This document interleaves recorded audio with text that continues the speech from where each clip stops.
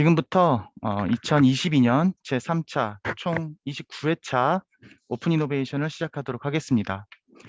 본 행사 전 안내 말씀을 드리면 이번 오픈 이노베이션부터 도로 인프라의 안전성과 유지관리 효율성 향상을 위해 그간 PSC 기술에 집중했던 발제 주제를 도로시설물 유지관리 전반으로 확대하고 앞으로도 모두가 자유롭게 참석하여 서로의 의견을 나눌 수 있는 열려있는 토론의 장이 지속될 수 있도록 더욱 노력하겠다는 약속을 드리고 본 행사를 시작하도록 하겠습니다. 금일 오픈 이노베이션의 첫 순서는 최신 기술 정보를 공유하는 시간으로 2020년 미국 FDOT에서 발간한 PT 텐던 불량 그라우트 제거 방법에 대해 우리 공단의 김상하 차장이 발표를 드리고 이후 본 발제와 토론 시간을 갖도록 하겠습니다. 첫 번째 발제는 PSC 일반 거도교 내부 텐던 점검 사례에 대해서 우리 공단 김은지 차장이 발표를 하고 패널 토론, 질의응답 시간을 갖도록 하겠습니다. 이어서 콘크리트 열화 구조물 단면 복구 보수공사 품질 및 시공 기준 개선안에 대해 한국도로공사 이일근 박사님께서 발표 후 패널 토론 질의응답 시간을 가질 예정입니다. 그리고 이번 오픈 이노베이션부터는 한국교통대학교 장승엽 교수님께서 좌장을 맡아주시기로 하셨고 장 교수님의 진행으로 실시하는 질의응답 시간에는 여러분들 다 알고 계시겠습니다만 슬라이도 앱을 활용하여 진행할 예정으로 많은 질문 부탁드리겠습니다. 본 발제가 끝난 후 우리 공단에서 시작하는 중소기업과의 동행, 기술홍보 사전 예약제에 대해서 간단하게 설명을 드리는 시간을 가진 후 끝으로 송상영 도로관리본부장님의 인사 말씀을 듣고 모든 행사를 마치도록 하겠습니다. 이것으로 오픈 이노베이션 개최 개요 설명을 마치고 참석해 주신 기관과 참석하신 분들을 소개하도록 하겠습니다. 여러 기관에서 많은 분들이 참석하고 계시고 시간이 좀 오래 걸릴 것 같아서 별도의 인사 말씀 없이 기관명과 제가 지금까지 파악된 참석하신 분들의 대표분 성함만 빠르게 말씀드리겠습니다.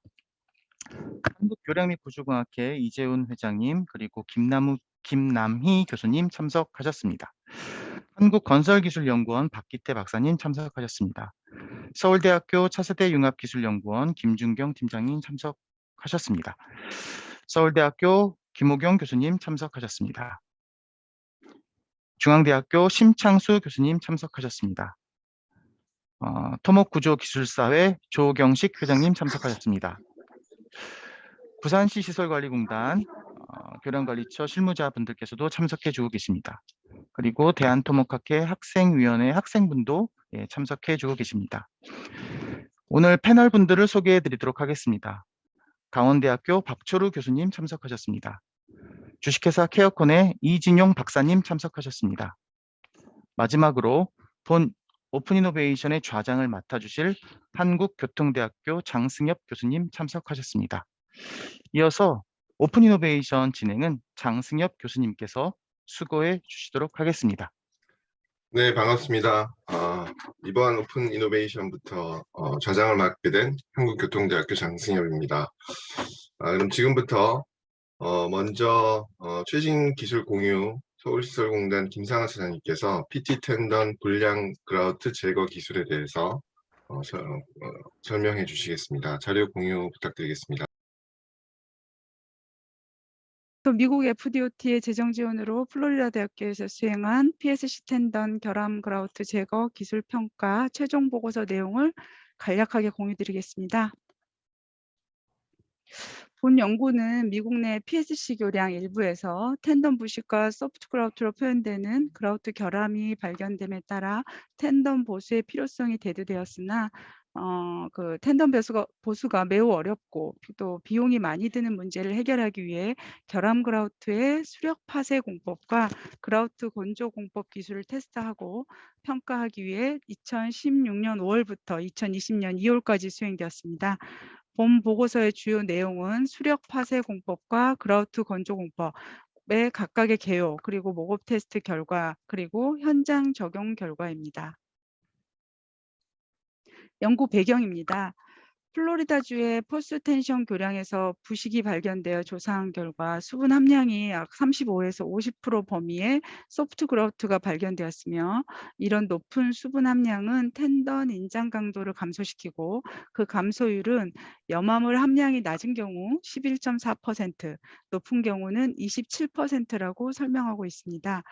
또한 내부 텐던의 경우 소프트 그라우트의 높은 수분 함량으로 압축 강도가 낮아져서 인접 콘크리트로 하중이 전달되는 것을 감소시킬 수 있기 때문에 소프트 그라우트가 주요 관심사로 대두되었다고 합니다. 특히 플로리다주 미드베이교 외부 텐던의 경우 소프트 그라우트와 텐던 부식이 발견되고 2001년에 11개의 텐던 교체에 들어간 비용이 약 21억이었는데요.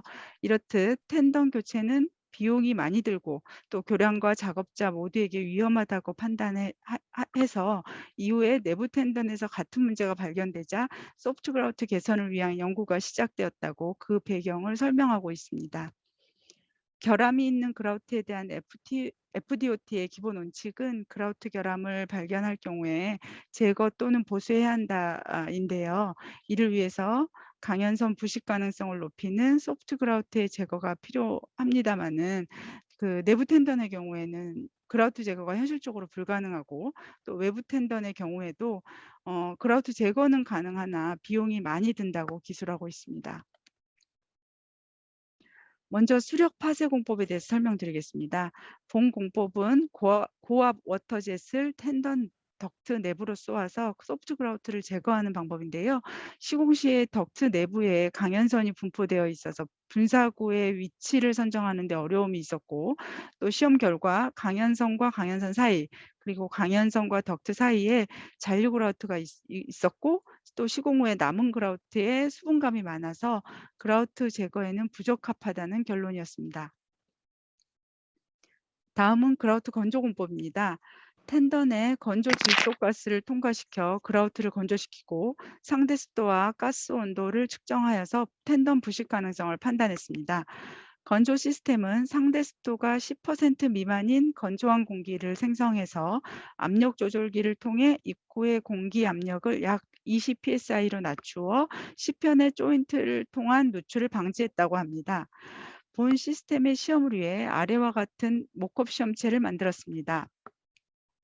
모컵 시험체는 두 가지 형식으로 5%의 포틀랜드 시멘트와 95% 분쇄 석회암으로 구성된 OPC 그라우트와 포틀랜드 시멘트 함량이 15%인 15PC 그라우트를 교차로 배치해서 소프트 그라우트를 모사한 ISG 시편과 15PC의 소프트 그라우트와 100PC의 일반 그라우트를 교차로 배치한 TSG 시편으로 구성되었습니다. 총 4개의 표본 중에 형식별로 2개의 동일한 시험체를 구성해서 하나는 건조시키고 나머지 하나는 그대로 두어서 대조군으로 관찰하였으며 건조는 2016년 11월 말에 시작해서 2017년 5월 말까지로 총 건조 시간은 ISG 시편의 경우 약 117일, TSG 시편의 경우 약 167일입니다. 건조 종료 후에 시험체를 해체하여서 수분 함량을 측정하고 강연선 부식 상황을 조사한 결과 수분 함량은 일관되게 1% 미만으로 수분은 두 시험체 모두 효과적으로 제거되었으나 강연선 일부에서 국부적인 부식이 발견되었습니다. 대조군에서는 발견되지 않은 강연선 부식이 건조 시편에서 발견되었고요. 특히 그라우트층 경계면에서 주로 발생되었습니다. 이는 시멘트 비율이 서로 다른 그라우트 계면에서 물리적, 화학적 특성 차이에 의한 매크로셀 부식인 것으로 판단하였습니다. 부식은 건조 공기에 노출된 그라우트의 탄산화에 의해 촉진되었으며 건조 과정에서 이산화탄소와 산소가 모두 건조 공기에 의해 공급되어 소프트 그라우트에 함유된 과도한 수분과 함께 부식을 초래했다고 보고 있습니다. 또한 TSG 시편에서 ISG 시편보다 더 많은 부식이 발생하였는데요. 이는 TSG 시편이 ISG 시편보다 더 큰 수분 함량 차이가 있어서인 것으로 판단하였습니다. 시험 결과를 요약해서 말씀드리겠습니다. 수력 파쇄 공법은 소프트 그라우트를 완전히 제거하지 못해 소프트 그라우트 제거 공법으로는 적절하지 않다는 결론입니다.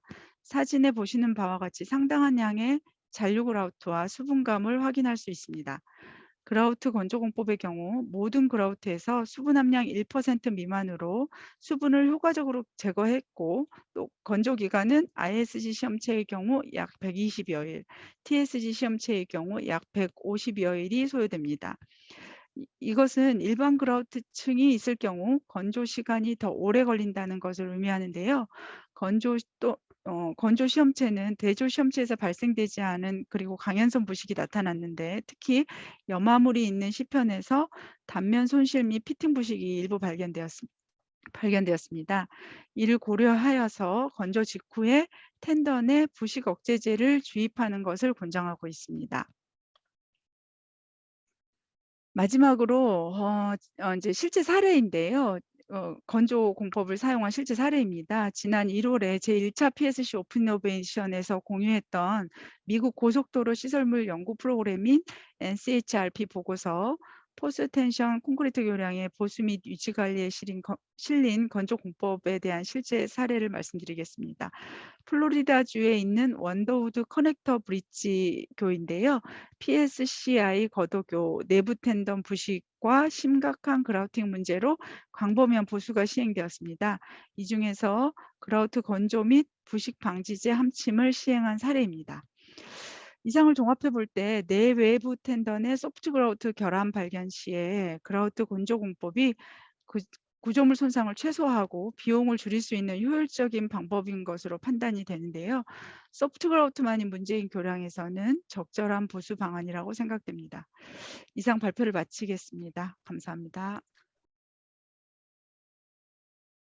안녕하십니까. 서울시설공단 김은진 차장입니다. 제가 발제할 주제는 PSC 일반 거도교 내부 텐던 점검 사례에 대해 발표토록 하겠습니다. 발표 내용은 다음과 같습니다. 먼저 PSC 일반 거도교 점검 대상 및 추진 경과 등의 개요를 설명드리고, 다음으로 실무를 하면서 수립한 점검의 기본 절차 및 방향에 대해 말씀을 드리겠습니다. 또한 21년 수행한 1차 미파괴 조사의 4개 교량별 미파괴 조사 결과를 말씀드리겠습니다. 그리고 업무 중 PSC 유지관리 기술 및 제도 개선이 필요하다고 느꼈던 부분에 대하여 실무자적인 관점에서 제언을 드릴까 합니다. 먼저 점검 개요입니다. 서울시와 저희 공단은 유지관리 선진화 방침을 수립한 2011년부터 현재까지 4건의 PSC 교랑 관련 학술 과제를 시행하며 PSC 교랑 유지관리 개선을 위해 노력을 기울이고 있습니다. 다행스럽게도 국내에는 아직 선진국과 같은 PSC 교랑 붕괴 사례는 없지만 전조 증상이라 할 만한 텐던 손상 사례들이 정청 고가교나 청담일교 등에서 확인되고 있는 것 같습니다. 저희 공단은 정성 고가교 외부 텐던 파단 사건을 계기로 외부 텐던 조사 및 유지관리 실무 매뉴얼을 수립하였으나 내부 텐던은 아직 미흡한 실정으로 현재 진행 중인 학술 연구 과제를 마치면 내실 있는 실무 매뉴얼이 수립될 것이라 예상됩니다. 학술 연구 과제의 조사 대상은 PSC 박스 거도교 12개, 교량과 일반 거도교 6개 교량이 포함되어 있으며, 박스 거도 중심으로 추진 내용 및 현장 조사 성과 등을 지난번 오픈 이노베이션을 통해 일부 공유를 했었습니다. 오늘은 학술 연구 과제와 별개로 저희 공단에서 추진 중인 PSC 일반 거도교 미파괴 조사 용역의 점검 사례 및 결과를 공유 드릴 예정입니다. 조사 결과는 학술 연구 과제 쪽으로 전달하여 내부 텐던 실무 매뉴얼 수립의 추가 자료로 활용할 계획이 있습니다. 저희 공단에서 관리 중인 자동차 전용 도로상 PSC 일반 거도교 21개 교량의 현황입니다. 빨간색인 청담일교는 20년 I형 거도의 내부 텐던 손상이 발견되어 조사를 수행하였고, 나머지 20개 교량은 3차에 걸쳐 계획을 수립해 조사를 진행 중에 있습니다. 21년 수행한 1차 조사는 검은색 4개 교량으로 망원 1교, 망원 2교, 원효대교 북단교, 안영천교가 대상입니다. 금년도 22년 2차 조사는 파란색 9개 교량이며 23년 3차 조사는 초록색 교량이 대상입니다. 보시는 플로우가 자동차 전용도로상 PSC 일반 거도교의 그간 추진 현황 및 향후 계획을 요약한 총괄 현황입니다. 20년 9월 PSC I형인 청담 1교에서 I형 거도의 내부 텐던 손상이 발견되면서 텐던의 건전성 조사를 수행하였습니다. 또한 조사 당시 발견한 미충전 텐던 4개소를 선정하여 4가지 우수 공법으로 시범 보수도 시행하였습니다. 20년 10월에 청담 1교를 제외한 20개 유사 PSC 거도 교량의 내부 텐던 건전성 및 교량의 안전을 파악하고자 21년부터 3차례에 걸친 미파괴 조사 계획을 수립하였습니다. 오늘 설명드릴 현장 조사 절차 및 결과는 조사가 완료된 1차 조사의 내용입니다. 보시는 것처럼 1차 미파괴 조사는 청담 1교의 내부 텐던 부식 발견 후 추진한 조사 경험을 토대로 진행되었으므로 청담 1교 점검 사례를 먼저 간단히 설명드린 후 1차 조사 사례를 말씀드리겠습니다. 청담 1교는 잠실 종합운동장 부근 올림픽대로상의 PSC I형 교량으로 네 번째 경관 최우측 거드에서 최외측 거드에서 텐던 부식이 아래 보시는 바와 같이 발견되었습니다. 이후 해당 거드를 포함하여서 추가적인 텐던 손상이 있는지 여부와 교량의 안전을 확인하기 위하여 전체 거드에 대한 조사를 수행하였는데 거드를 점검 망치로 타격하며 손상을 찾는 근접 유관 조사와 GPR이나 RC 레이더로 내부 텐던의 위치를 찾고 거드부를 드릴로 작게 점공하여 내시경으로 덕트 및 강선의 건전성을 확인하는 미파괴 조사로 구분하여 각각 시행을 하였습니다. 청담 1교 근접 유관 조사로 보시는 바와 같이 총 124개소의 PSC I형 거드의 정착구 노출 및 손상 개소를 찾았습니다. 사실 청담 1교는 2019년에 정밀 점검 용역을 수행하였고 정착구 분량 4개소 정도로 점검해서 지적이 되었던 상황이었습니다. PSC 거드와 거드 사이는 협소한 부분이 많은데 셀카봉이나 반사경 등의 장비 사용 없이 육안으로 대략적인 점검이 추진되었던 것으로 판단하고 있습니다. 앞의 청담 1교에서 근접 유관 조사로 발견된 단부 불량 개소 중 미파괴 조사가 가능한 곳을 대상으로 단부 미파괴 조사를 한 결과인데요. 그라우드 충전 불량과 텐던의 부식 상태를 직접적으로 확인할 수 있었습니다.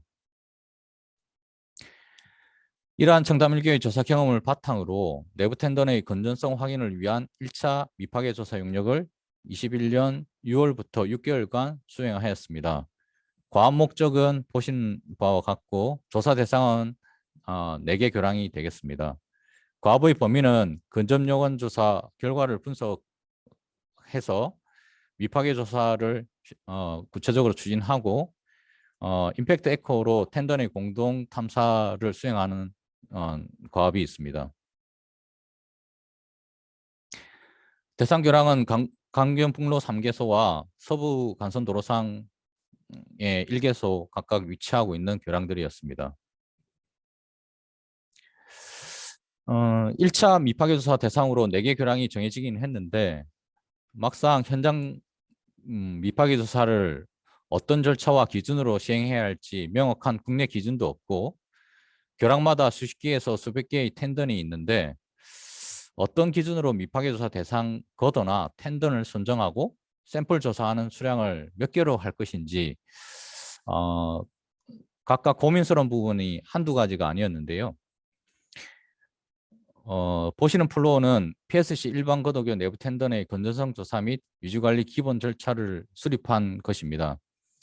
20년 청담 1교 조사 당시 국내 절차가 없어서 교량 준공 연도가 비슷한 일본의 조사 절차를 준용하여 조사를 추진하였고 청담 1교 조사 경험을 토대로 관련 절차를 좀 더 보완시켜 보시는 절차에 따라 1차 조사를 수행하게 되었습니다.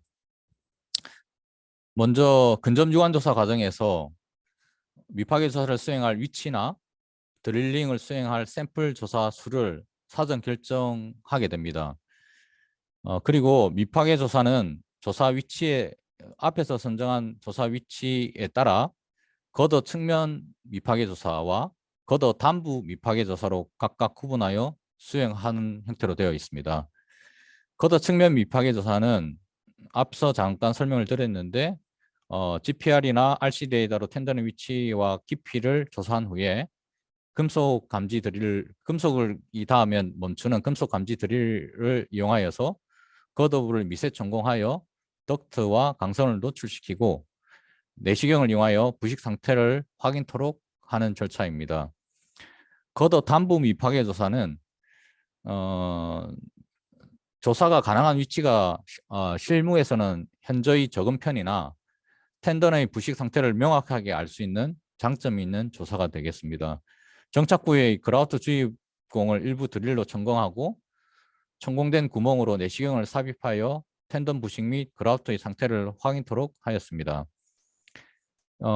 아래 보시는 파단 조사는 비파괴 장비 등을 이용하여 강선 및 텐던의 파단을 확인하는 절차로 아직은 기술 개발이 많이 필요한 절차입니다. 청담 1교에서는 30mm 삽입이 가능한 내시경을 이용하여 거의 10m까지 텐던 파단이 있는지 조사를 수행하기도 하였습니다. 기타 필요에 따라 내구성 및 안전성을 평가를 시행하거나 보수 및 보강을 시행토록 절차를 수립하였습니다.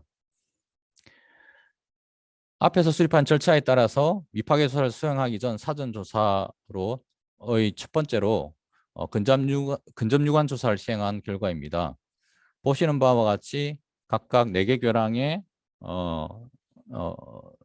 단부 정착부 노출 그리고 누수 흔적들을 저희가 각각 근접유관 조사로 조사하였습니다. 이 중 특히 PSC 걷어에 기 손상 이력이 발생한 교량이 있었는데요. 아래 보시는 망원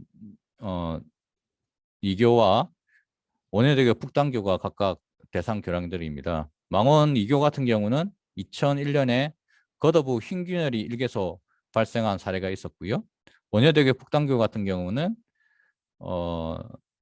2016년에 최외측 걷어 쪽에 걷어 콘크리트가 방락하여 부식 텐던이 노출된 그런 기 손상 이력이 있었습니다.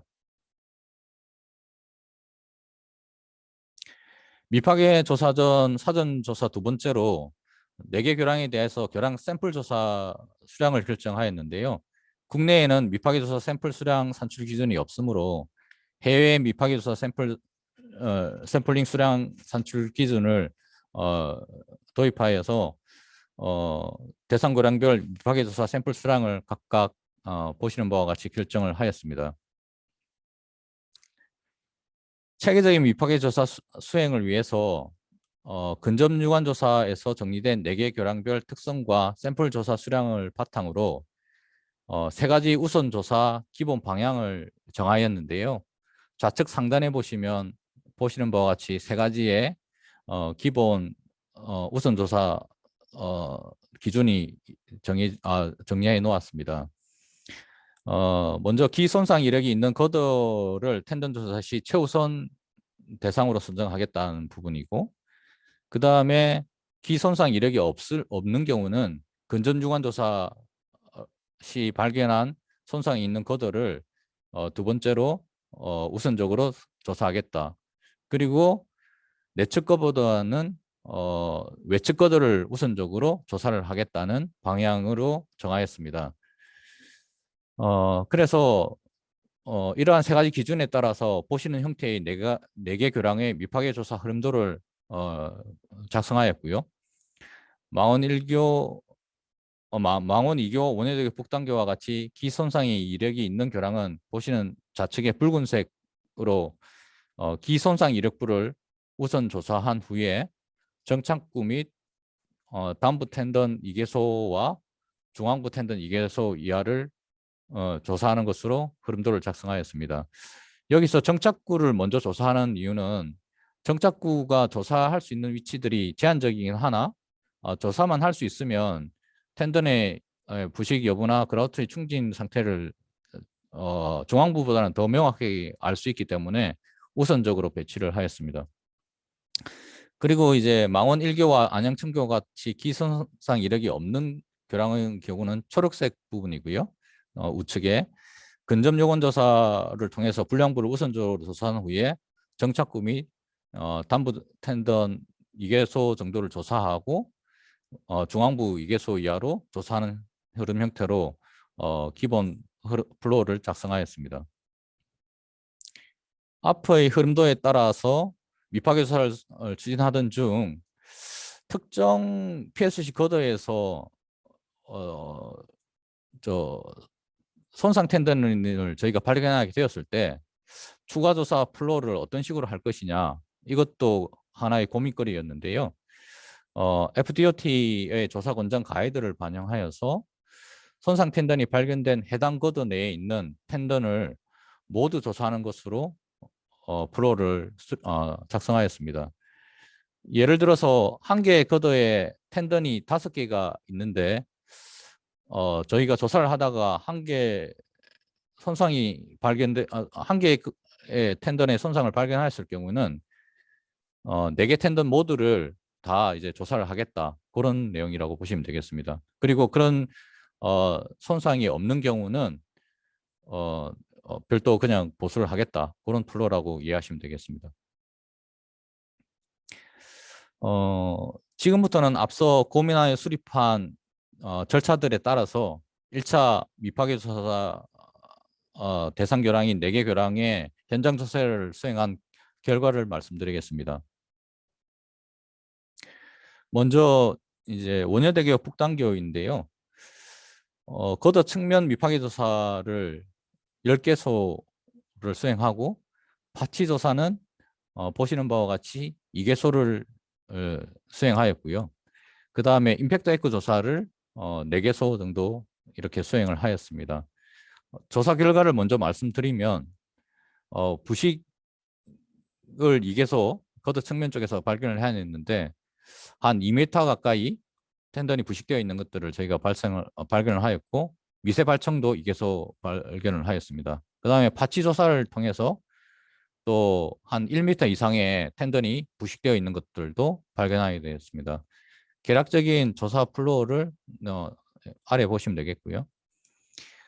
보시는 바와 같이 원효대교 북단교 같은 경우는 총 24개의 거더들이 있습니다. 이 거더당 이제 텐던은 3개가 각각 배치되어 있는데요. 좌측에 보시는 형태로 이렇게 배치되어 있는데, 그러면 총 텐던이 총 72개라고 이해를 하시면 될 것 같습니다. 그러면 이제 72개의 이런 텐던들 중에 이제 현장에 가서 텐던이 이상이 있는지 이제 조사를 해야 되는데, 이제 어디를 먼저 조사할 것인지가 실무에서 가장 고민이 됐었고요. 그래서 앞서 이제 장황하게 설명을 드렸지만, 그런 플로우가 있어야 명확하고 체계적인 조사가 가능하기 때문에 이렇게 이제 플로우를 잡아서 조사를 하게 됐고, 그 플로우에 따라서 첫 번째 원효대교 북단교는 서두에 말씀드렸던 것 같이 기손상 이력이 있었기 때문에 기손상 이력부를 첫 번째로 해서 빨간색으로 보시는 거더가 그 위치가 되겠고요. 그 다음에 두 번째로 내부 텐던보다 내부 거더보다는 외부 거더를 중심으로 먼저 조사를 하겠다고 했었기 때문에 파란색으로 보시는 거더, 그 다음에 내부 거더가 조사 대상이 되었고요. 그래서 각각 그 선정된 거더들에 대해서 조사를 하게 됐는데, 특히 기손상 이력이 있는 거더는 손상 이력부 이제 좌측에 보면 빨간색으로 표시된 위치를 중심으로 좌측 우측으로 해서 이제 기 손상이 발생했을 때 부식이 얼마나 진전이 있었느냐를 파악하기 위해서 좌측 우측으로 했었는데 2m 이상 정도 부식이 진전되어 있었던 것들을 확인할 수 있었습니다. 그리고 단부 쪽은 뭐 특이사항이 현재 없었고요. 그 다음에 나머지 거더들은 단부와 중앙부를 중심으로 조사를 했었습니다.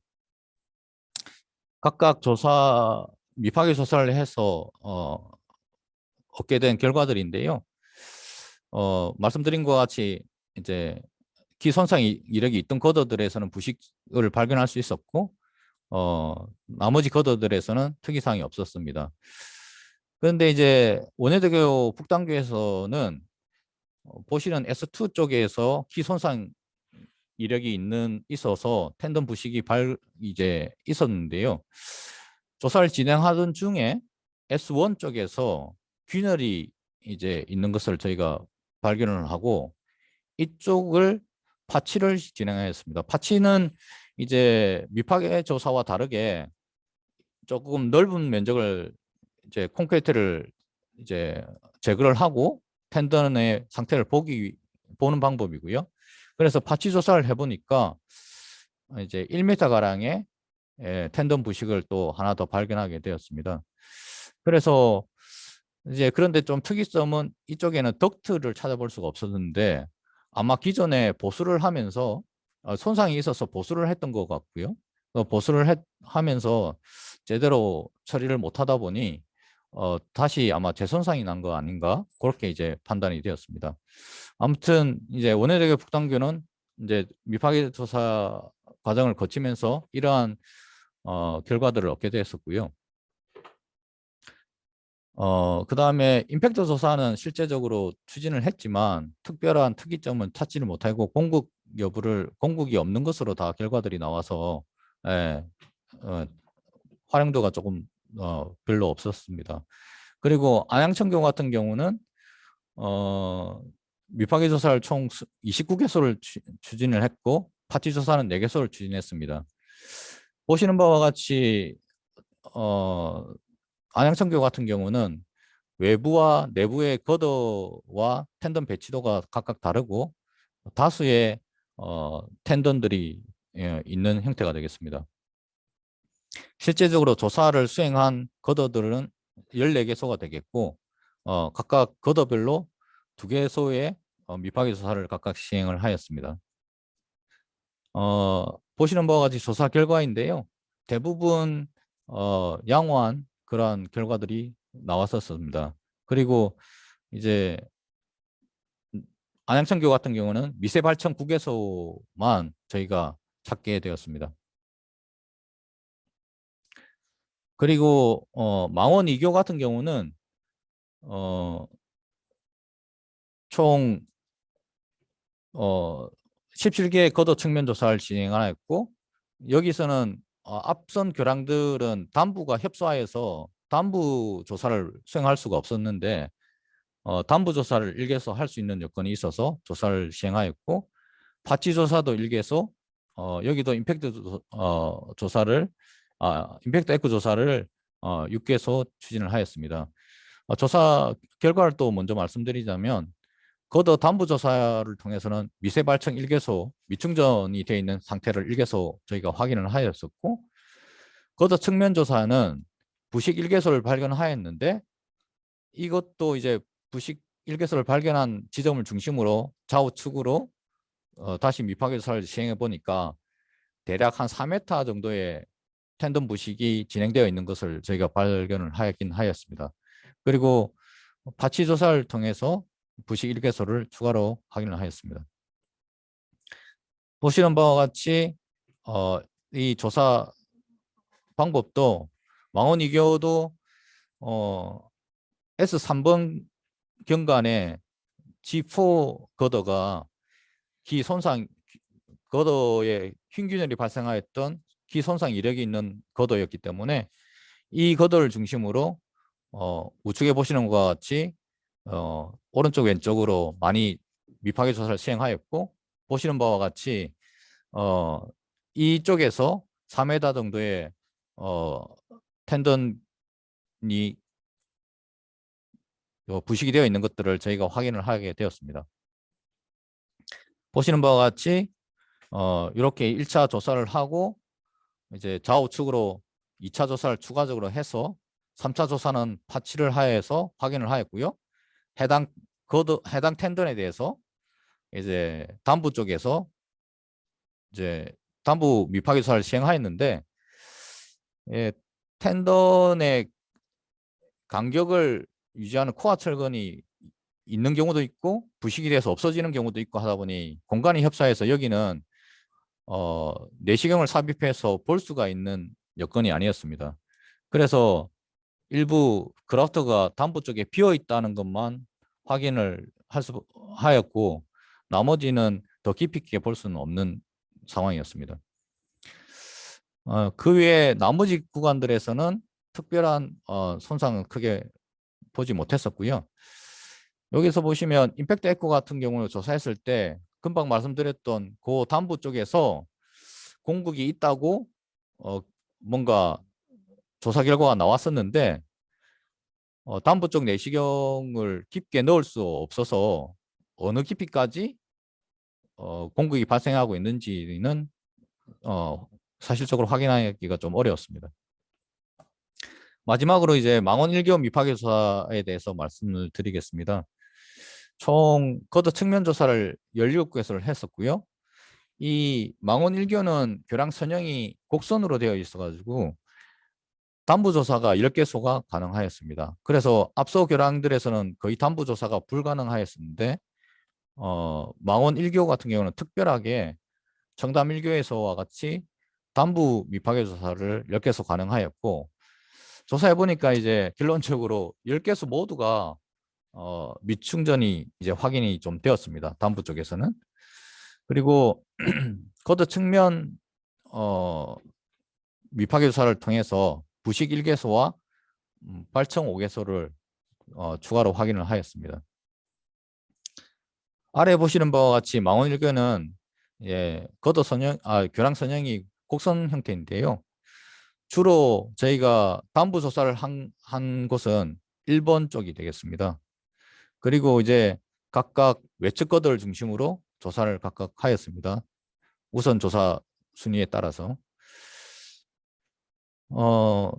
S3 쪽에서는 특별한 부분을 발견하지는 못했고요. 측면 조사를 할 때 이제 P4 이제 부분에 좌측 우측 거드 쪽에서 보시는 바와 같이 저희가 거드 담부 미파괴 조사를 수행할 수 있었고요.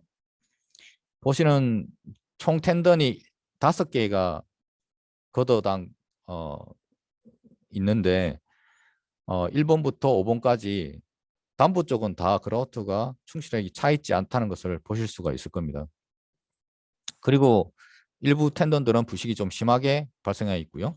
그 다음에 반대편 쪽에 S5 G1 거드 같은 경우도 보시는 바와 같이 이렇게 담부 쪽 그라우트가 미충진되어 있고 텐던이 강선이 부식되어 있는 것들을 저희가 확인할 수 있었습니다.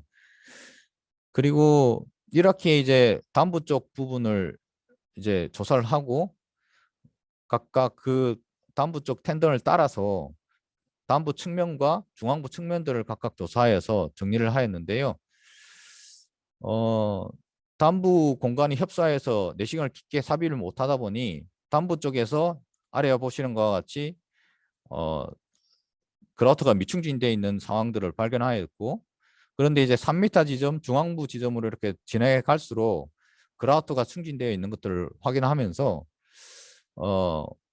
가운데로 갈수록은 그라우트가 잘 충진되어 있을 것이라고 추정할 수 있었습니다.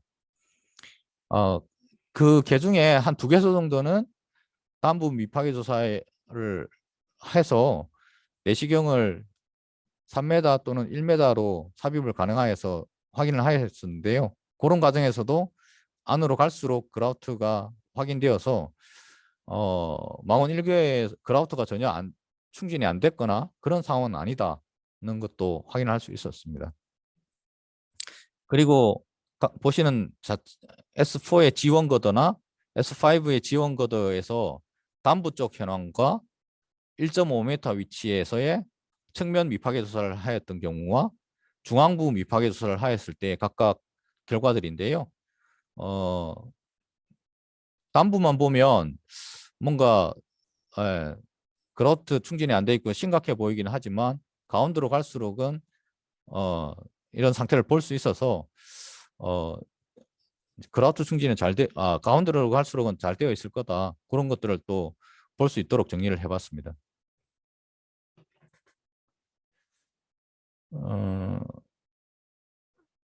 1차 미파괴 조사를 수행한 총괄 결과들입니다. 총 91개소 미파괴 조사를 수행하였고 보시는 바와 같이 부식 16개소, 미세 발생 19개소, 미충전 17개소를 저희가 발견을 하였습니다. 2차 미파괴 조사 용역을 저희가 또 금년도 준비하고 있는데 대상 교량은 총 8개소를 준비하고 있고 방법은 동일하게 저희가 하고 있는데 결과는 12월 말쯤 돼야 아마 나와서 공유를 해드릴 수 있지 않을까 생각하고 있습니다. 작년에 정부에서 한창 코로나 백신을 맞도록 권장할 때 백신을 맞는 것이 득이 많은가 실익이 많은가를 평가해 본 결과 득이 많아 접종을 시행한다는 보도를 했었습니다. 저희도 PSC 구조물의 유지관리 시 득과 실을 잘 따져봐야 하지 않을까 생각이 되는데요. 일본 프리스트레스 콘크리트 건설협회 책자에서 발췌한 내용인데요. RC 구조물과 PSC 구조물은 여러 가정이 다른 구조체로 구분하고 있으며 PSC 구조물의 경우 힘 균열이 발생한 후 대응하기보다 그 전에 텐던 상태를 점검 및 진단해서 관리하라고 제언하고 있습니다. 내부 텐던도 단수 무식하게 구멍을 많이 뚫어서 확인하자는 것은 아니고요. 앞서 보여드린 텐던의 건전성 조사 절차를 준수하면서 RC 구조물과 다른 PSC 구조물의 특성을 고려하여 근접하여 살피고 필요 여부를 잘 살펴서 미파괴 조사를 하면 된다는 기술적 제언을 드리고자 합니다.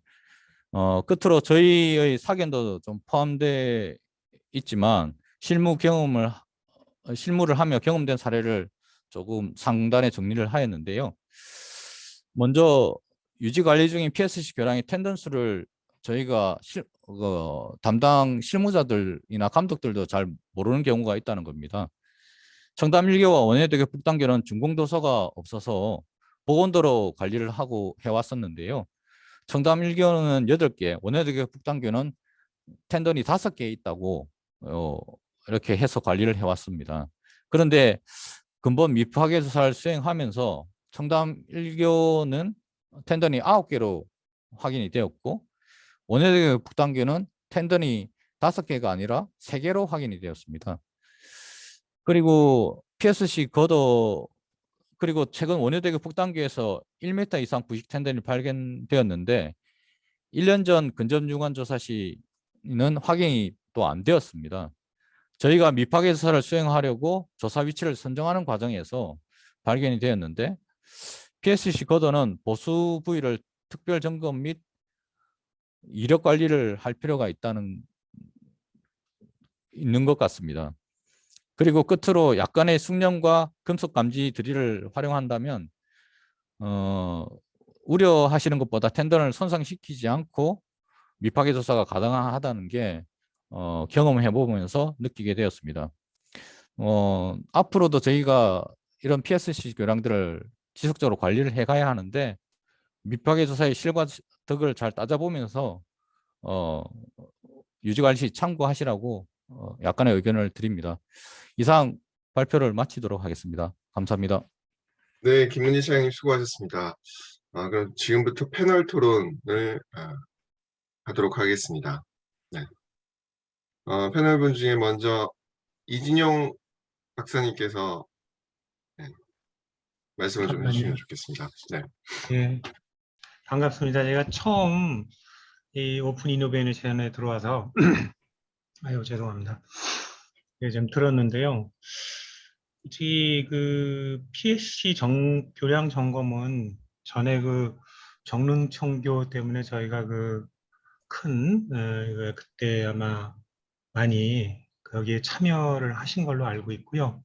또 시설안전공단에서 많이 관심을 갖고 이 문제를 지금 해결하기 위해서 지금 오랫동안 이렇게 많이 하시는 걸로 알고 있어요. 그래서 제가 보기에는 지금 보통 RC 구조물 진단, 안전진단 같은 경우에는 그동안에 많은 이력을 갖고 있고 또 그것이 이제 시설물 유지관리업 특별법에 의해서 많이 개선이 되면서 최근 돌아서는 좀 더 깊이 그다음에 좀 더 자세하게 물론 RC 구조물도 지금 PSC 교량 처음 점검하시는 것처럼 최초에는 여러 가지 좀 부족한 부분들, 그 다음에 개선해야 될 부분들 이런 부분들이 많이 이제 도입이 되면서 제가 알기로는 처음에는 그 아까 저기 발표에서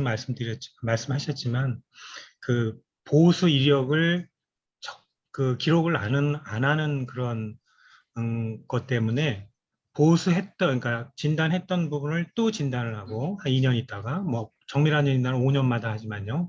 정밀 점검은 2년마다 하니까 기록을 안 함으로써 그 2년 후나 또 5년 후에 같은 일을 반복하게 되는. 그래서 아까도 지적을 하셨는데요. 그런 기록하는 게 상당히 좀 그 앞으로 이 PSG 교량 점검 체계를 세우시는데 상당히 중요하지 않을까라는 제가 그 생각을 했고요. 또한 IC 구조물에서 최근에 가장 그 이슈가 되는 것 중에 하나가 염분에 대한 농도인데 특히 이 PSG 교량은 뭐 잘 아시는 것처럼 염분의 농도가 상당히 철근 부식에 좀 더 IC 구조물보다는 더 영향을 미치기 때문에 그 부분들도 체크를 하시는지 잘 모르겠지만 좀 추가적으로 다음 이제 2023년도 내년에 하실 때는 좀 그 텐던 그 근처라든가 좀 깊이별로 가능하시다면 좀 도입을 하는 것도 괜찮은 것 같고요. 어차피 제가 하나 여쭤보고 싶은 거는 지금 하시는 일들이 나중에 그 PSG 교량 안전 진단에 도입을 하실 예정인가요? 저희가 이제 국토안전관리원을 통해서라든지 관련 뭐 그런 내용들을 정리해서 제언을 드리고자 드리고자 합니다. 그래서 그렇게 그게 반영이 되면 아마 지침화도 갈 수 있지 않을까 그렇게 생각하고 있습니다. 예. 하여튼 이제 초창기니까 여러 가지 지금 IC 구조물하고는 점검하는 거라든가 지금 각 그 나온 결과에 대해서 분석하시고 이런 것들이 상당히 어려우실 거로 예상을 알고 있고요. 또 특히 내부 텐덤 같은 경우에는 점검하시는데 상당히 외부 텐덤보다 어렵고 당연히 IC 구조물보다는 어렵기 때문에 처음에 지금 하시는데 상당히 어려움이 많은 걸로 제가 알고 있습니다. 그래서 그렇지만 이제 시간이 지날수록 여러 가지 기술도 도입이 될 것 같고요. 하여튼 고생이 많으신데요. 아까 제가 말씀드린 것은 하나는 이제 그 좀 더 기록을 좀 많이 남기셨으면 좋겠고, 그 다음에 그 기록들이 나중에 일하시는데 훨씬 도움이 되실 것 같고요. 그다음에 염분 측정하는 그런 그 농도라든가 그것도 추가적으로 이제 초창기에 좀 도입을 하셔서 좀 반영을 하시면 좀 더 PSG 교량에 대한 점검이 좀 더 안전하고 좀 더 그 계획적으로 되지 않을까 하는 생각이 드네요. 예, 이상입니다. 네, 감사합니다.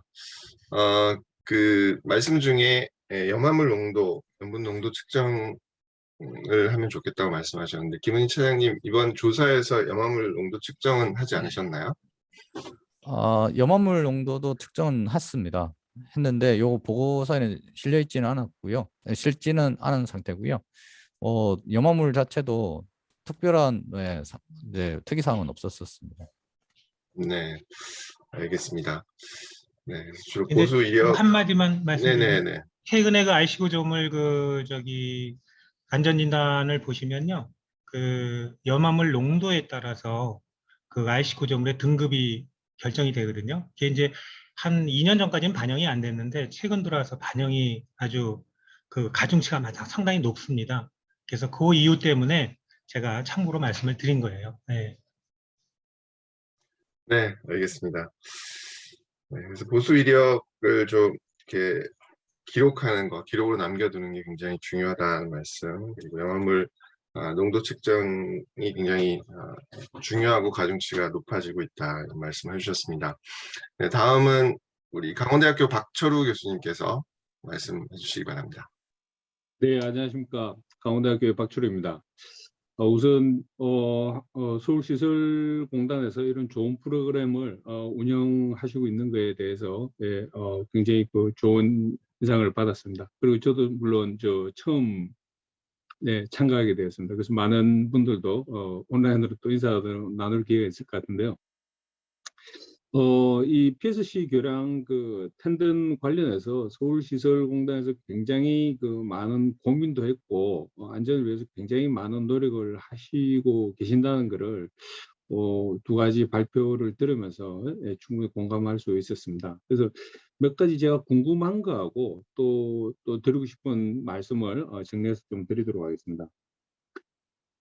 처음에 저도 요거를 1번으로 메모를 했던 건데 이준용 박사님도 말씀하셨는데 사실 그 도서 어떤 기록의 관리의 중요성 이게 다른 뭐 이렇게 사고 조사나 이런 데 나가 봐도 의외로 굉장히 우리나라가 그런데 디지타이즈도 잘 돼 있고 뭐 이런 관리가 잘 될 것 같은데 의외로 전체적인 어떤 구조물의 설계에서부터 유지 관리까지 어떤 그 이력 관리에 대한 다큐멘테이션이 의외로 굉장히 뭐 IT 이런 뭐 디지타이즈화도 굉장히 발전해 있고 한데도 불구하고 의외로 굉장히 그런 관리가 잘 안 되고 있는 것 같습니다. 또 지금 BMS나 또 그 FMS 같은 경우 굉장히 열심히 하고 있지만은 잘하고 계시지만은 또 막상 또 필요한 자료 같은 경우 또 부족한 경우도 종종 볼 수 있고 해서 이런 전체적인 어떠한 그 도서 관리에 대해서 조금 더 좀 당장 눈에 보이는 투자는 아니지만 그런 쪽으로도 좀 더 관심을 많이 가져주시면은 훨씬 좋지 않을까 싶은 생각이 듭니다. 그리고 약간 기술적인 내용으로는 이 미파괴 그리고 또 파쇄 뭐 이런 방법도 있지만은 비파괴 쪽에서 아까 그 보여주셨던 기술 중에 생각보다 임팩트 에코 기술이 굉장히 그 결과가 실제 그 현장하고 굉장히 좀 많이 부합되는 걸 좀 확인을 했습니다. 그래서 이러한 방법에 대해서 좀 더 임팩트 에코라는 그 요소 기술에 대해 가지고 좀 더 많이 그 데이터베이스를 형성하고 뭐 변수 여러 가지 변수 뭐 담부라든지 위치라든지 또 어떤 그 열화의 종류라든지 이런 것들에 대해 가지고 좀 더 그 많은 그 DB를 구축하게 된다면은 훨씬 더 효율적으로 현장 점검을 하시는데 활용할 수 있지 않을까 이런 생각도 좀 해봤습니다. 그리고 또 하나는 담부의 어떠한 그 텐던의 그 로스라든지 이런 것들에 대해서 전체 다를 대상을 할 수는 없겠지만은 예를 들면 아까 말씀하신 그 기손상 이력이 있는 거드라든지 아니면 외측 거드라든지 또 주요 거드라든지 이런 것들에 대해 가지고는 어차피 우리가 이 텐던의 어떠한 그 손실을 막을 수 없다면은 지속적인 유지 관리가 더 중요하지 않나, 유지 모니터링도 굉장히 중요하지 않나 이런 생각을 합니다. 그래서 최근에 뭐 IT 기술도 굉장히 발전하고 해서 센서라든지 또 서버하고 커뮤니케이션 할 수 있는 기술이라든지 또 데이터를 뭐 받아서 저장하는 서버 기술이라든지 이런 것들이 예전에 비해서 굉장히 많이 경제적으로 저렴해진 걸로 알고 있습니다. 그래서 그런 것들을 잘 좀 활용하시면은 지금 뭐 하시는 노력에 더해서 훨씬 더 IT 기술을 IT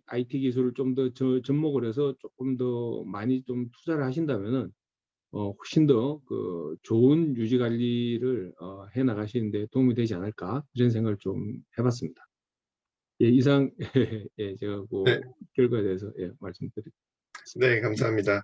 박철호 교수님께서는 또 역시 그 보수 진단 이력이라든지 또 설계 도서 같은 것들의 관리가 굉장히 중요하다 말씀해 주셨고 또 NDT 기술 중에 임팩트 에코 아까 이제 결과로는 크게 도움 못 받았다고 하셨는데 어쨌든 이게 좀 DB가 더 많이 구축이 되고 연구가 조금 더 많이 돼서 이런 비파괴 기술을 활용해서 조사를 더 효율적으로 할 수 있지 않겠냐 이런 말씀해 주셨고요. 세 번째로 이제 IoT 기술을 이용한 상시 모니터링에 대한 관심을 조금 더 가졌으면 좋겠다 이렇게 말씀해 주셨습니다. 네, 다음은 이제 슬라이드 앱에 올라와 있는 질문을 좀 살펴보도록 하겠습니다. 먼저 다들 이제 슬라이드 앱을 보시면 첫 번째 제일 위에 있는 거 잠깐 보시면 정밀 안전 점검 또는 진단 시 천공후 내시경 조사, 저희가 이제 미파계 조사라고 부르고 있는 천공후 내시경 조사가 필요한 경우를 어떻게 좀 특정하나 하는 질문을 해주셨습니다.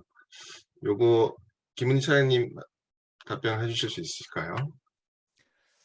네, 내시경 조사, 천공후 내시경 조사하는 부분에 앞서서 기본적으로 이제 교량들에 대해서 GPR이나 RC 데이터를 통해서 텐던의 배치라든지 그런 현황들은 한 번은 해본 이력이 없다면 한 번은 해보는 것들이 중요하다는 생각이 있고요.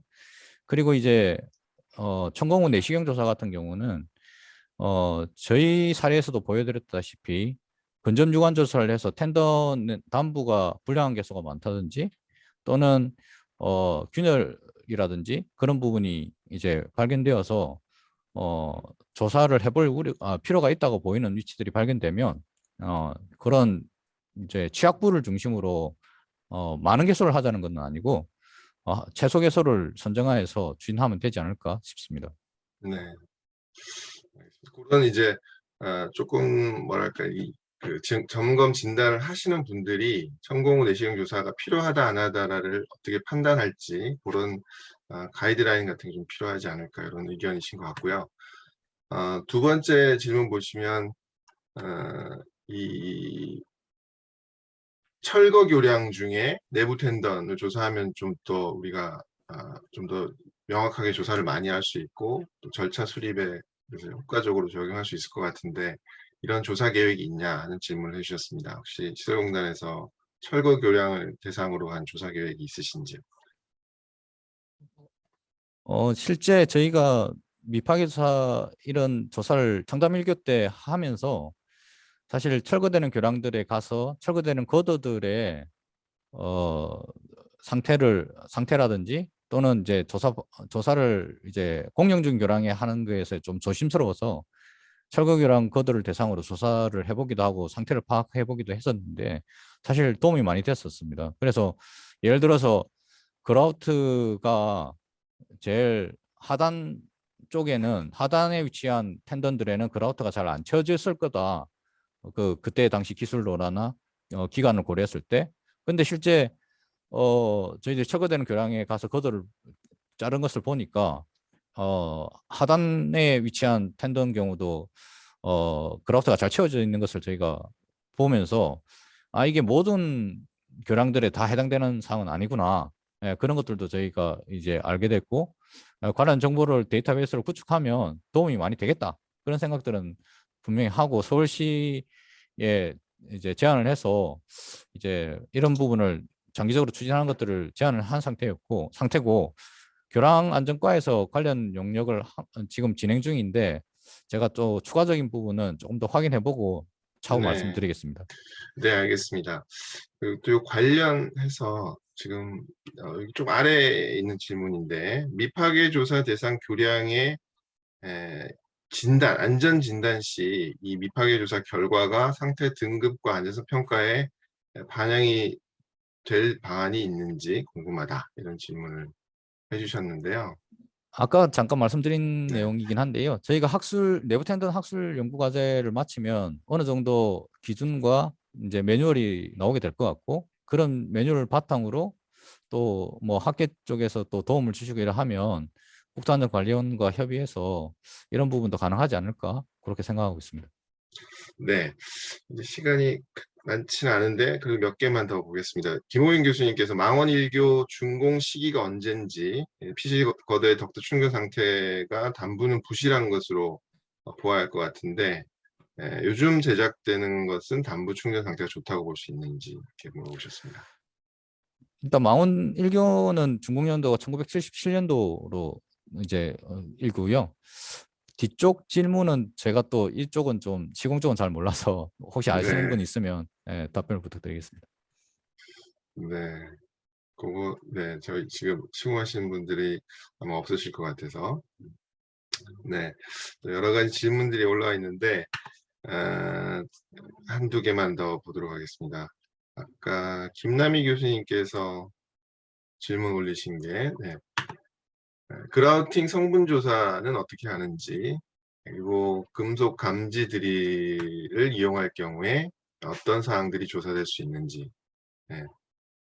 예, 먼저 네, 세 번째, 원효대교 북단교의 텐더 수량이 더 적은 걸로 조사됐는데 단면 성능 부족한 것 아닌지 이렇게 질문하셨습니다. 예, 먼저 그라우트 성분 조사 같은 경우는 저희가 이제 그 미파계 조사를 해서 성공을 한 후에 탄산화 시험을 간단히 하게 되고요.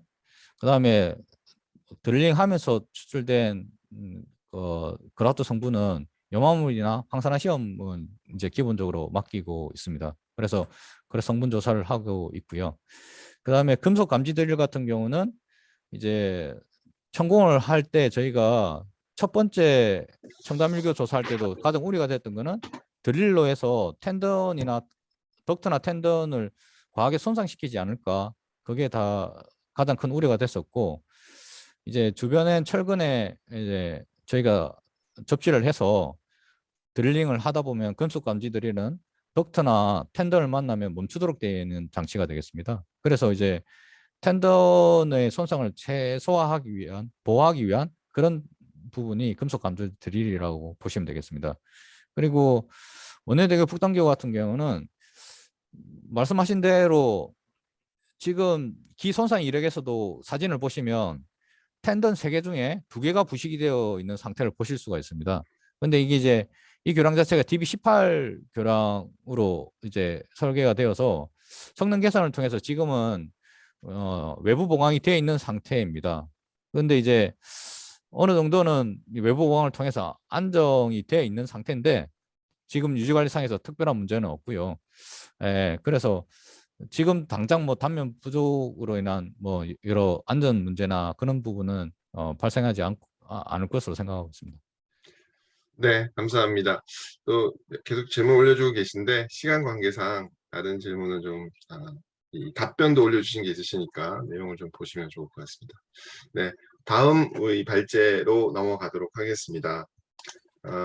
다음은 한국도로공사 이익은 박사님께서 콘크리트 열화 구조물 단면 복구 보수공사 품질 및 시공 기준 개선안에 대해서 발표해 주시겠습니다. 이익은 박사님 자료 공유하시고 발표해 주시기 바랍니다. 네, 안녕하십니까. 한국도로공사 도로교통연구원 구조물 연구실 이익은입니다. 제가 오늘 발표 드릴 내용은 콘크리트 단면 복구 공사 재료 품질 기준과 시공 기준 개선안에 대해서 말씀드리도록 하겠습니다. 목차는 이제 백인비 목적, 그 다음에 이제 현장에서 보수한 이후에 성능에 대한 조사 결과 말씀드리고요. 일반적으로 우리가 단면 복구하는 이제 보수 재료에 대해서 이제 간략하게 이제 소개를 시켜드리겠습니다. 그리고 이제 재료 품질 기준을 이제 새로 개선을 했는데 큰 어떤 줄기를 가지고 이제 개선을 좀 했습니다. 그 부분에 대해서 말씀드리고요. 그다음에 이제 시험 기준 개선안에 대해서 한 가지씩 이렇게 말씀드리겠습니다. 그리고 이제 시공 부분에 대한 개선안 말씀드리고 결론을 맺도록 하겠습니다. 백인몇 문제점입니다. 저희 이제 고속도로 교량도 그렇고 아마 서울시 교량도 마찬가지일 그런 생각이 드는데 아무래도 이제 교통 차단을 이제 막기 위해서 이제 제설제를 많이 사용하게 되는데 그러다 보니까 교량 구조물이 굉장히 열하고 가속이 됩니다.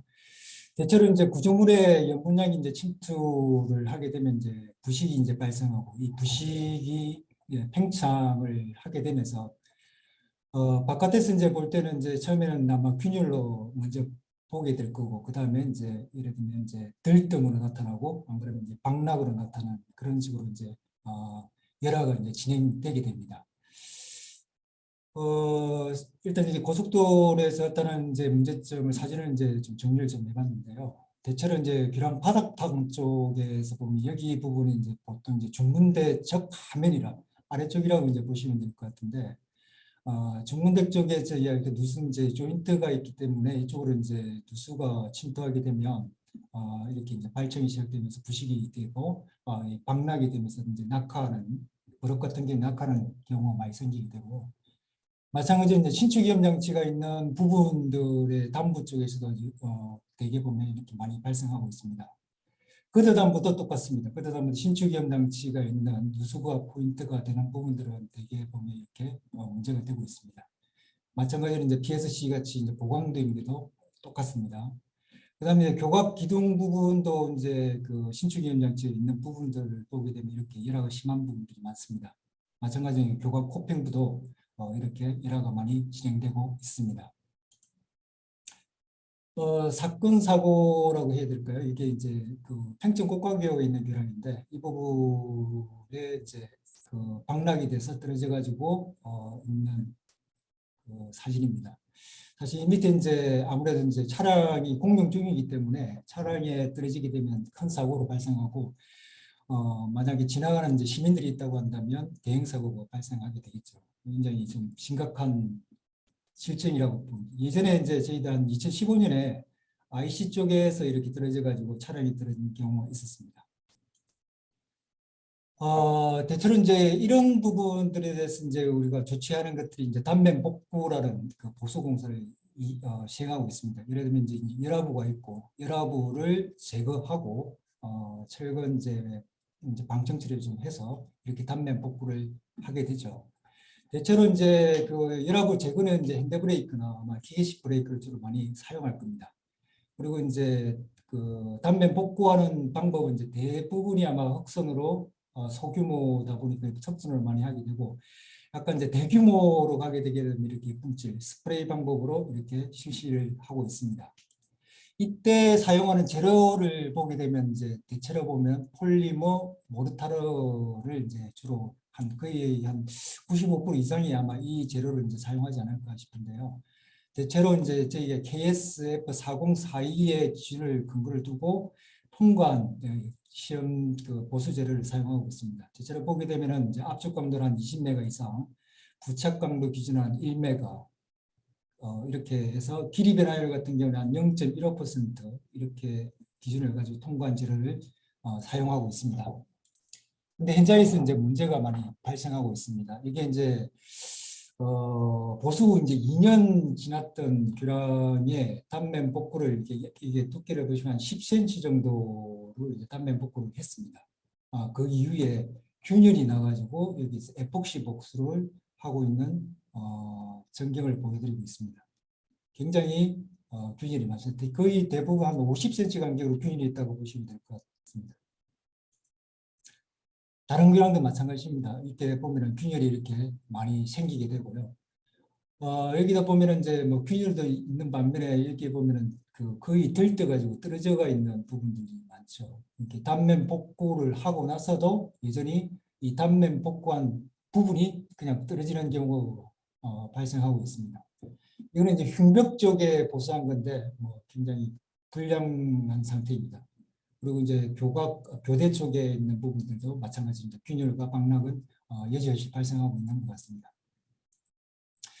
그래서 저희가 이제 연구를 시행하면서 이제 현장이 어느 정도 심각하냐 이렇게 좀 보기 위해서 주로 이제 대규모 단면 보수를 한 데를 했습니다. 대규모 이제 단면 보수는 대체로 이제 전문 보수 업체에서 스프레이라는 게 좀 비교적 이제 괜찮은 공법을 이제 사용하고 있거든요. 그 부분에 대해서만 조사했습니다. 소규모 단면 보수가 훨씬 이제 빈도가 많을 텐데 이런 건데 되게 이제 연간 단값에서 흑성 공법으로 사게 되는데 아무래도 이제 소규모 단면 보수의 그 실태가 훨씬 더 아마 심각할 겁니다. 저희들은 이제 여기서 조사한 거는 대규모 단면 보수들 예를 들면 한 1억 정도 이상의 이제 대규모 이제 공사 비용이 들었던 그런 부분들이 조사했습니다. 조사 방법은 이제 외곽으로 이제 균열 조사를 한다든가 그다음에 들뜸을 이제 두들김으로 좀 해봤고요. 현장 부착 강도 테스트도 좀 해봤습니다. 균열 부분입니다. 먼저 이제 모든 보수 부지에서 균열을 봤습니다. 균열이 없는 보수 부분은 없었습니다. 대개 보면은 한 55cm 정도로 났고요. 균열은 이제 대부분 이제 건설 수축에서 발생했다고 이제 판단하고 있습니다. 그럼 부착은 어느 정도 되느냐? 저기 보수 단면을 이제 전부 다 두들겨 봤습니다. 그래서 한 17% 정도에서 이제 들뜸을 발생을 했습니다. 그러면 들뜸이 발생하지 않은 한 83%는 어떠냐라고 해서 부착 성능을 테스트하기 위해서 부착 강도를 테스트를 했더니 평균 한 0.3메가 정도. 우리 시험 기준에서 한 1메가 정도라고 했는데 그보다 턱없이 많이 부족한 부착 성능을 가지고 있었습니다. 뭐 이게 이제 부착광도 테스트를 하다 보면 이제 보수지에서 떨어지는 경우, 부착매에서 떨어지는, 모재에서 떨어지는 경우가 있는데, 대체로 보게 되면은 이제 그 부착매이나 모재에서 떨어지는 경우가 많은데, 이게 이제 대부분이 열화면의 문제가 가장 크지 않나 이렇게 좀 판단하고 있습니다. 세 번째 이제 단면 복구공사 보수 재료에 대해서 먼저 좀 말씀을 드리고 싶은 게 하나 있는데요. 아까도 이제 말씀드렸다시피 저희들이 이제 현장에서 쓰는 대부분 한 95%가 아니라 99% 정도가 아마 폴리머, 시멘트, 몰타를 이렇게 PCM 계열을 많이 사용하고 있습니다. 이 PCM 계열은 대개 보면은 굵은 골재가 들어가지 않았죠, 몰타르니까. 그래서 시멘트 일부를 폴리머로 이제 대체를 하는 방식입니다. 그래서 대부분의 거의 한 99%가 이제 PCM 계열로 이제 많이 사용하고 있습니다. 이 외에 이제 에폭시 수지 몰타리라고 쓰는 경우가 있는데 이거는 보통 PM 계열이라고 표현을 하거든요. 이거 같은 경우에는 시멘트의 전부를 폴리머로 이제 대체하는 방식입니다. 이렇게 됐고, 실질적으로 사실 시멘트 몰타를 쓰기도 하겠지만은 뭐 우리 현장에서는 거의 대부분 PCM 계열을 많이 사용하고 있는 것 같습니다.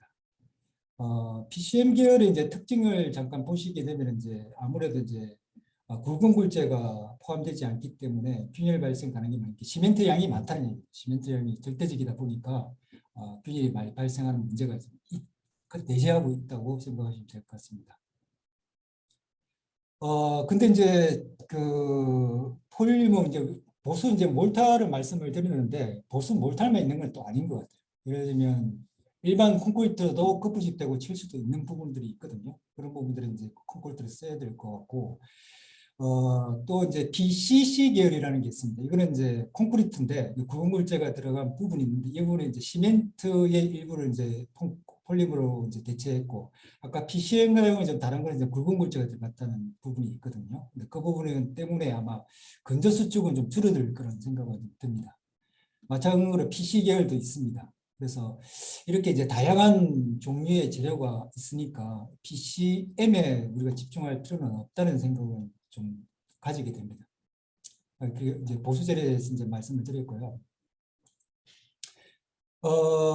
그래서 이제 저희들은 이제 보수 재료부터 이제 재료 품질 기준부터 이제 좀 개선을 좀 하려고 좀 했었습니다. 그래서 이제 하다 보니까 약간의 이제 그 좀 더 이제 큰 방향에서 좀 개선할 필요가 있다는 생각에서 개선 방향의 큰 것들을 좀 말씀을 드리면, 현재 아까 이제 말씀드린 KS 기준에 이제 보면 폴리머 몰탈 기준도 있고요. 폴리머 이렇게 에폭시 수지 그 보수 재료라고 해가지고 따로따로 되어 있습니다. 이렇게 이제 재료별로 별도의 품질 기준이 있는데, 저희는 이제 그렇게 하지 않고 단면 복구 공사에 필요한 재료들은 어떤 재료들은 구분하지 않고 우리가 요구 성능만을 제시하고, 그걸 충족하게 되면 어떤 재료도 사용할 수 있게끔 하는 게 좋지 않겠냐, 그런 생각에서 성능 기반 시험 기준으로 좀 바꾸려고 했습니다. 두 번째는 이제 아무래도 단면 복구 공사에 들어가는 이제 어떤 기능이라는 게 있을 때 그의 기능에 이제 그 역할을 할 수 있게끔 시험 항목을 재정립을 좀 했습니다. 그래서 역학특성, 최적 안정성, 내국 성능을 구분해서 거의 이제 9가지의 품질 시험 항목을 정했습니다. 아까 이제 KS 기준하고는 상당히 좀 다른 부분들이 있을 겁니다. 세 번째는 이제 그 시험 방법인데, 이런 게 있는 것 같습니다. 지금 대개 보면 몰탈 시험 방법, 콘크리트 시험 방법이 달라요. 다르다 보니 대체로 보면 이게 이제 시험변의 크기가 아마 다르다 보니까 콘크리트는 크게 할 필요가 없으니까 작게 시험 방법을 이렇게 만들었던 것 같아요. KS 기준 자체가. 그러다 보니까 그 저희들 이제 발주청도 그렇고, 근데 우리가 이제 구조하는 사람들을 볼 때는 시험 결과의 차이로 때문에 이제 직관적인 비교가 좀 어려운 부분들이 있어요. 그래서 통일을 좀 하려고 합니다. 그래서 이제 콘크리트 시험 방법을 통일을 하려고 하는데, 왜 콘크리트냐? 사실 그 콘크리트는 굵은 골재를 포함하고 있기 때문에 크기가 작은 이제 몰탈 시험편으로 불과한 경우가 있습니다. 그래서 콘크리트를 했고요. 그리고 이제 보수 재료에 들어가는 것은 아까 열화 콘크리트지 않습니까? 모재가 중요하기 때문에 모재에 집중할 필요가 있다는 생각이 들거든요. 그래서 보수 재료는 모재에 따라가야 되기 때문에 모재의 그 콘크리트다 보니까 콘크리트를 기준으로 통일을 하게 됐습니다. 그다음에 이제 품질 기조 개선에 이제 앞서서 저희들이 이제 여러 가지 실험을 좀 해봤습니다. 실내 실험을 좀 해봤고 실외 현장 실험도 좀 해봤습니다. 그래서 실내 실험은 대략 말씀을 드리면 보수제로 이제 현장에서 가장 많이 사용하는 재료들을 좀 써봤습니다. 이렇게 PCM 계열의 한 3개 정도 써봤고요. PM 계열에 써봤고, 그다음 BCC 계열도 저희들 나름대로 이제 배합을 만들어가지고 시험을 좀 해봤습니다. 이 중에 이제 대표적인 것도 BCC 계열의 LMC라는 것도 있거든요. 이것도 같이 좀 해봤습니다. 실외 시험, 현장 시험도 좀 해봤습니다. 이렇게 폐교위에서 실험을 좀 해봤습니다. 현장에서 가장 많이 사용되는 재료를 썼고요. 배합도 저희들이 만들어가지고 각가지 4가지의 재료를 가지고 현장에서 시험을 해봤습니다. 크기는 이제 시공 방법은 스프레이 방법 뿜질로 해봤고요. 시험체의 크기는 가로 1m, 세로 2m, 두께는 저희가 이제 단면 복구로 보통 하게 되면 10cm 이상이 들어갑니다. 그래서 10cm 이상, 10cm 정도 있고 12개수에 대해서 해봤습니다. 이거는 이제 그 핸드브레이커로 이제 제거한 거라든지 모터젯으로 제거한 이제 구분해가지고 표면 제거한 상태를 보여드리는 거고요. 단면 복구하고 나서의 어떤 모습을 보여드리는 사진입니다. 자, 이 실험 결과하고 바탕으로 해가지고 저희들이 기준을 만들어 봤습니다. 한 가지 말씀을 드리면요.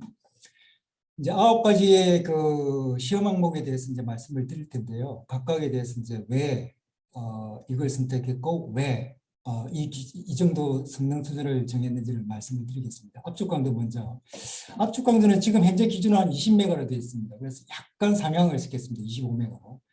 대체로 보게 되면은 이제 가장 보수제는 이제 가장 좋은 게 보면은 그 모재와 유사한 게 가장 좋습니다. 어떤 경우는 모재가 예를 들면 25메가면 모재와 비슷하게 25메가 좋고 모재가 30메가면 그 보수제도 30메가 좋습니다. 근데 이제 대체로 보면 압축 강도가 커지게 되면 내구성이 다소 유리해질 수 있습니다. 근데 이렇게 너무 압축 강도에다가 강조를 하다 보면은 상향시키기 위해서는 이제 다른 이제 경쟁을 좀 많이 하다 보니까 그쪽으로 많이 개발하게 되는데 그러면 결국에는 이제 건조 수축에 문제가 증가하게 됩니다. 그래서 그런 게 이제 불리해질 수가 있고요. 또 이제 압축 강도가 커지게 탄성 개수가 커지게 되는데 그러다 보면 이제 보수제의 하중이 좀 집중되는 불리한 현상도 생기게 되거든요. 나중에 이제 설명하게 될 텐데 그래서 약간 적정한 수준이 좋겠다라고 생각해서 저희들은 한 25메가 정도라고 했는데 이거는 이행규 중에서 좀 가져와가지고 중용을 좀 해서 선택을 좀 했습니다. 실내 실험을 저희가 이제 한 8가지 정도 해봤는데 대개 보면 지금 현행 보수제들 보게 되면 대개 한 35메가 정도 이상이 됩니다. 그래서 이제 보수제로의 압축 강도가 부족해서 이런 경우는 거의 없을 거라는 생각이 들고요. 아까 시험 방법을 통일한다고 했는데 사실 이제 2가지 방법을 이제 몰타르하고 이제 콘크리트 2가지 사이즈가 좀 다르다 보니까 이제 실시를 좀 해봤는데 별 차이가 없습니다. 그래서 콘크리트를 통일해도 크게 문제가 없겠다는 생각을 좀 하게 됐습니다. 힘 강도 부분입니다. 힘 강도는 사실은 크리티컬 부분은 아닐 거라는 생각은 좀 듭니다. 그러나 구조물에 이제 힘이 받는 구조체이기 때문에 이제 기본적으로 역학 특성이라고 생각해서 넣긴 넣었습니다.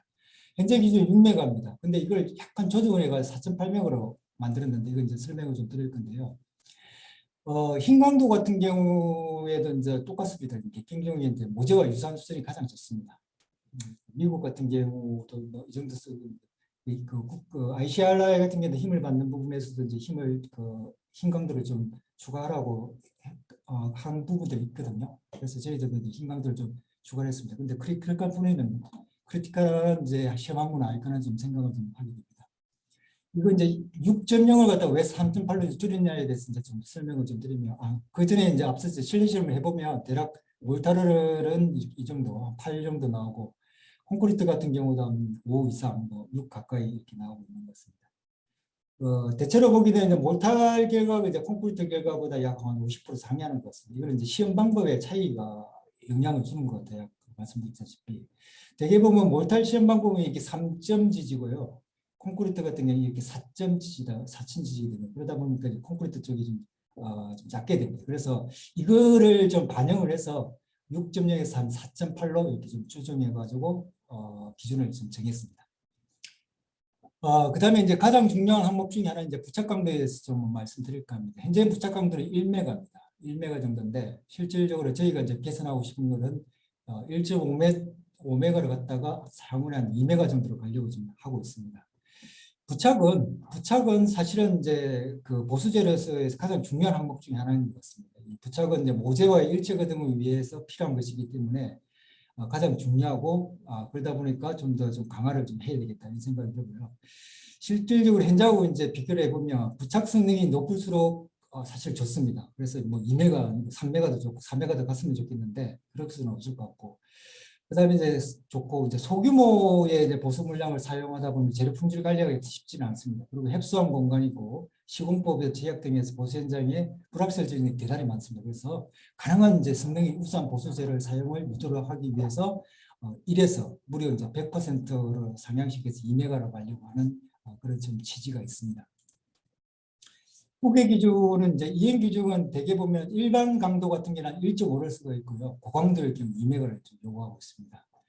미국 같은 경우도 한 1.7메가 이상을 이제 쓰라고 좀 얘기를 하고 있습니다.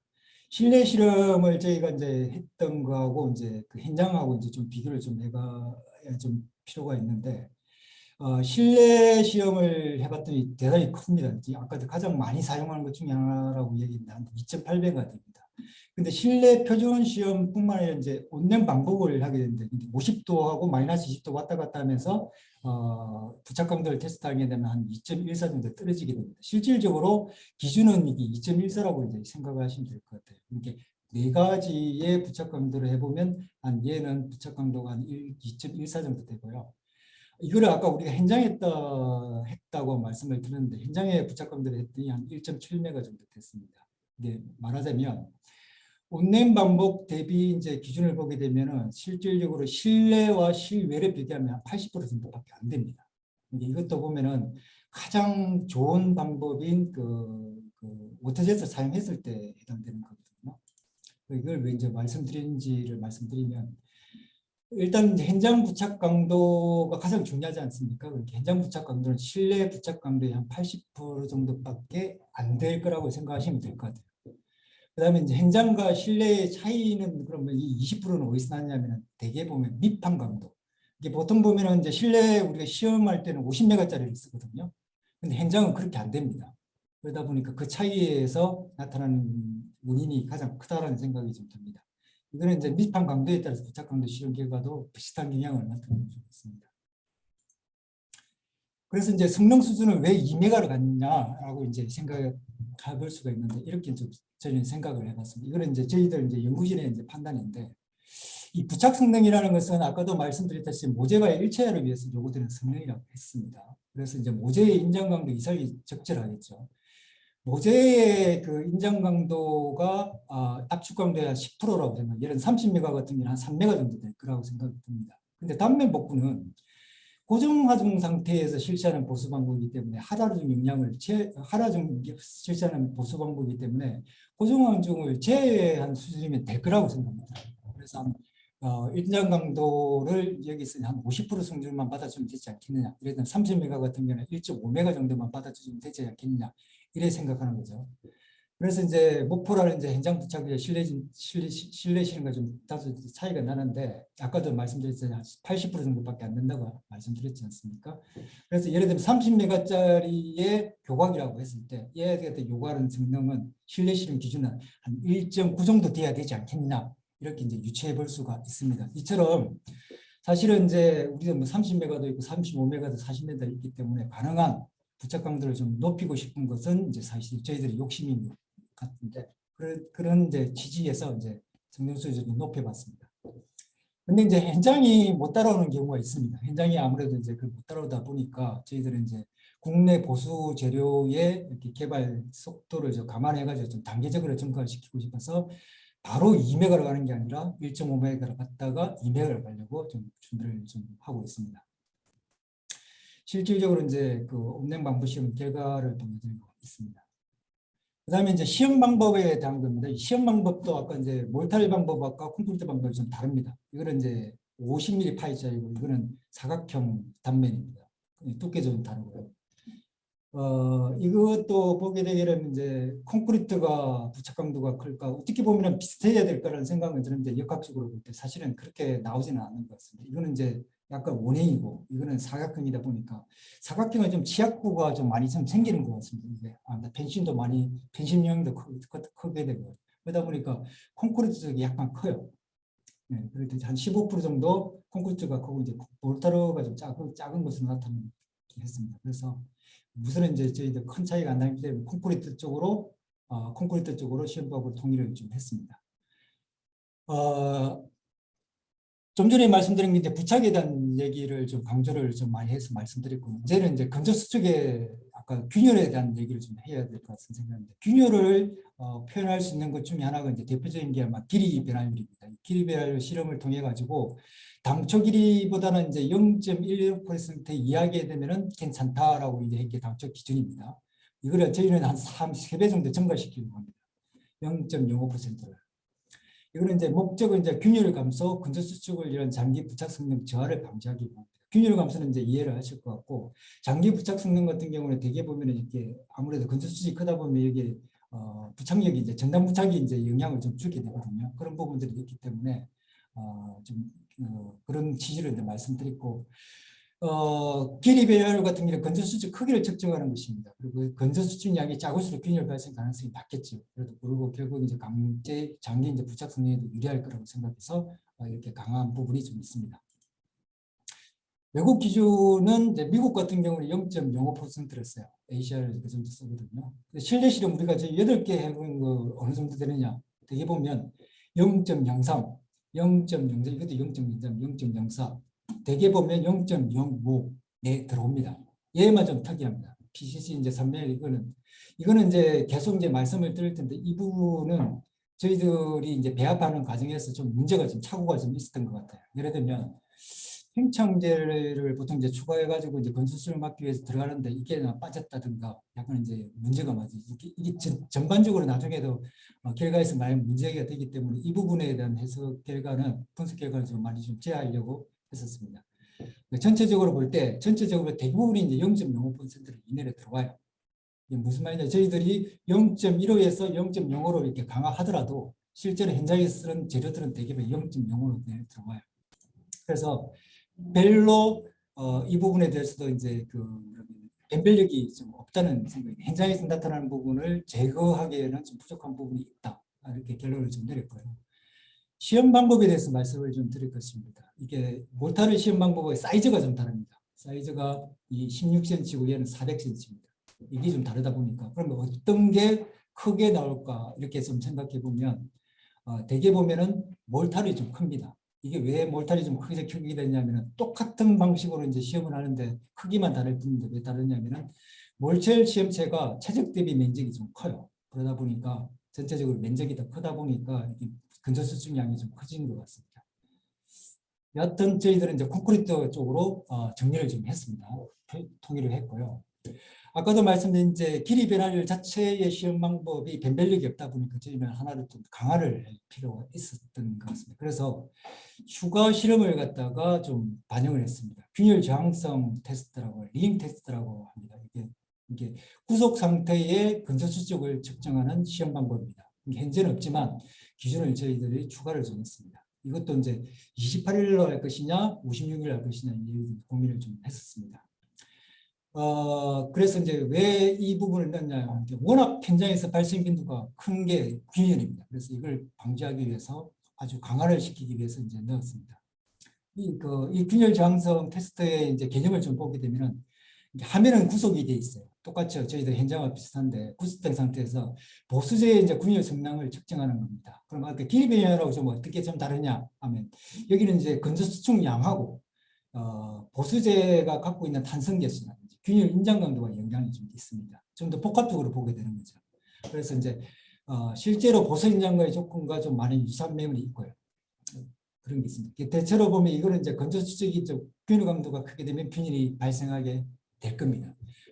시험 방법도 이제 말씀드릴 텐데요. 이거는 이제 미국 같은 경우는 이제 ACI에서는 좀 고려할 필요가 있으면 고려하라고 좀 돼 있는 부분이 있고, 특히 이제 우리가 콘크리트 포장 쪽에 있거든요. 교면 포장이 있거든요.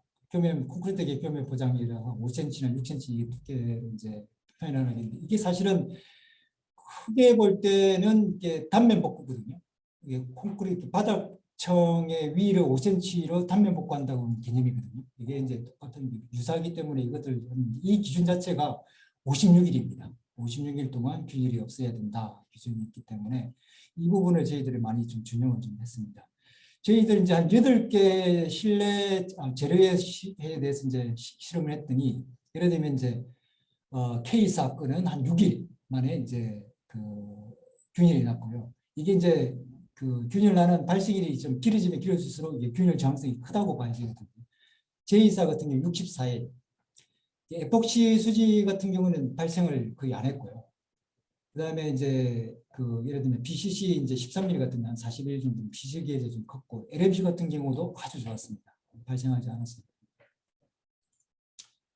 실험은 보통 이런 식입니다. 링 테스트라고 해가지고 이렇게 되고 어느 순간 개척기를 이제 센서를 센서를 이제 설치해가지고 어느 순간에 이게 이제 그 응력이 이제 그 리리스되는 타이밍이 생기지 이때가 균열이 발생했다라고 해서 41일째 균열이 발생했는데 이게 이제 길면 기술의 균열 상황성이 좀 좋은 거를 나타내는 겁니다.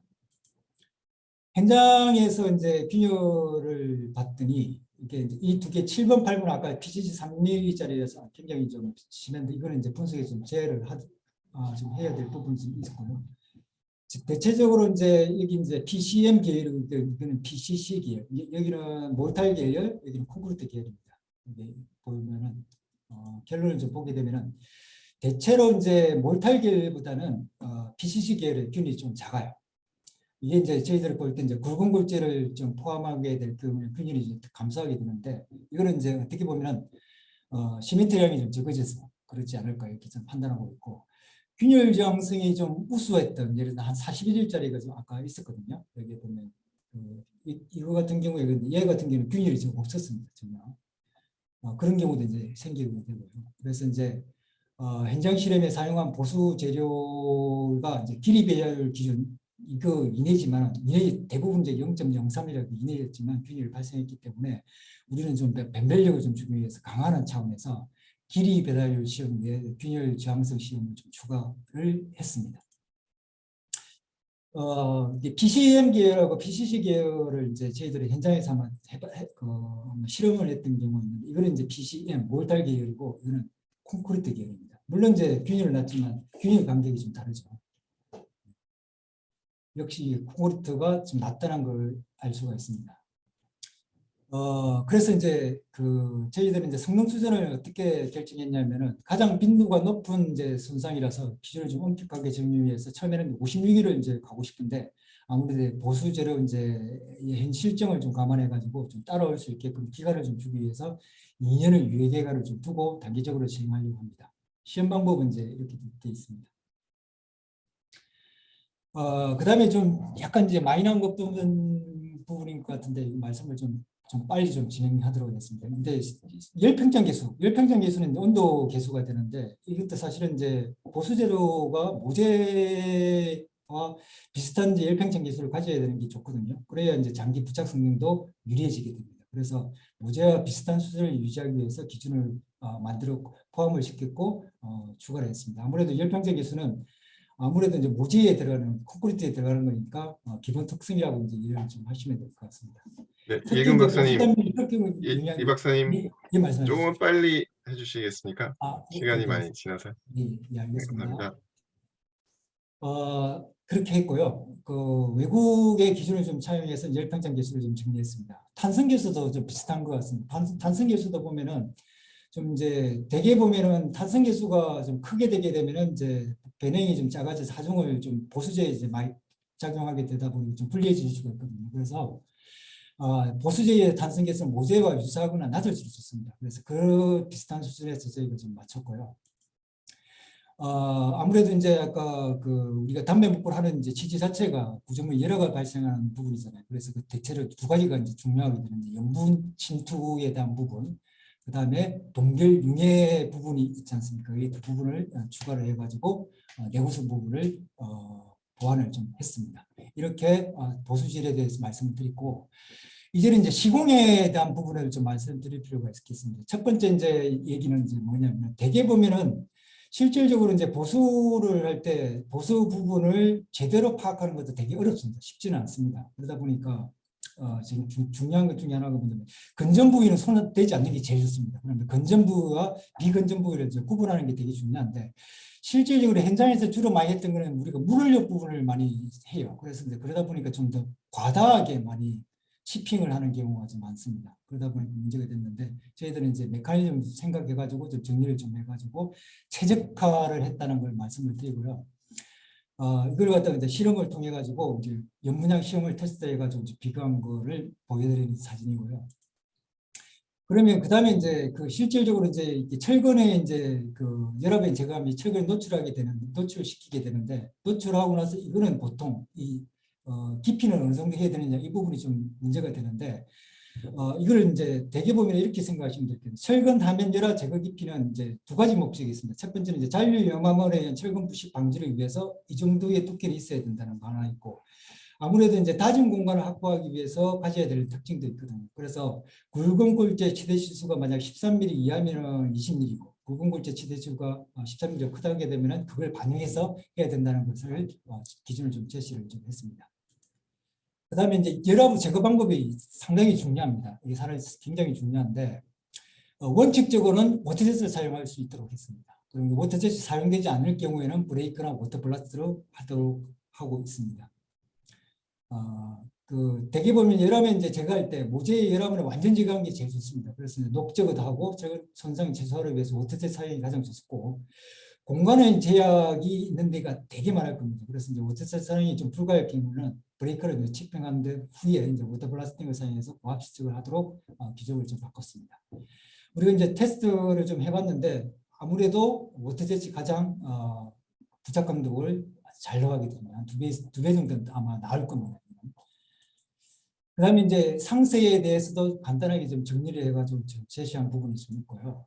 그다음에 이제 모재 이제 표면 처리 방법 개선이라는 게 있는데, 이거는 이제 대개 보면은 모재 열압면을 제거하게 되면 이제 대기 건조 상태로 지나갑니다. 이 상태가 보통 되게 되는데, 우리가 이제 원하는 상태는 이 상태로 만들어야 돼. 표면 건조 내부 포화 상태를 만들어야 된다는 걸 얘기를 하게 되는데, 왜 그래야 되냐면은, 우리가 대개 보면 이제 보수재료의 수분이 이제 모재 표면 내부가 이제 건조하게 되기는 보수재료를 이제 바르게 되잖아요. 더 씌우게 되게 되면은 수분이 모재로 이제 이동하게 됩니다. 그래서 수화 반영에 필요한 수분이 부족하게 돼서 부착 성능이 안 나오게 됩니다. 그래서 또한 이제 건조 수치 변형이 커질 수가 있습니다.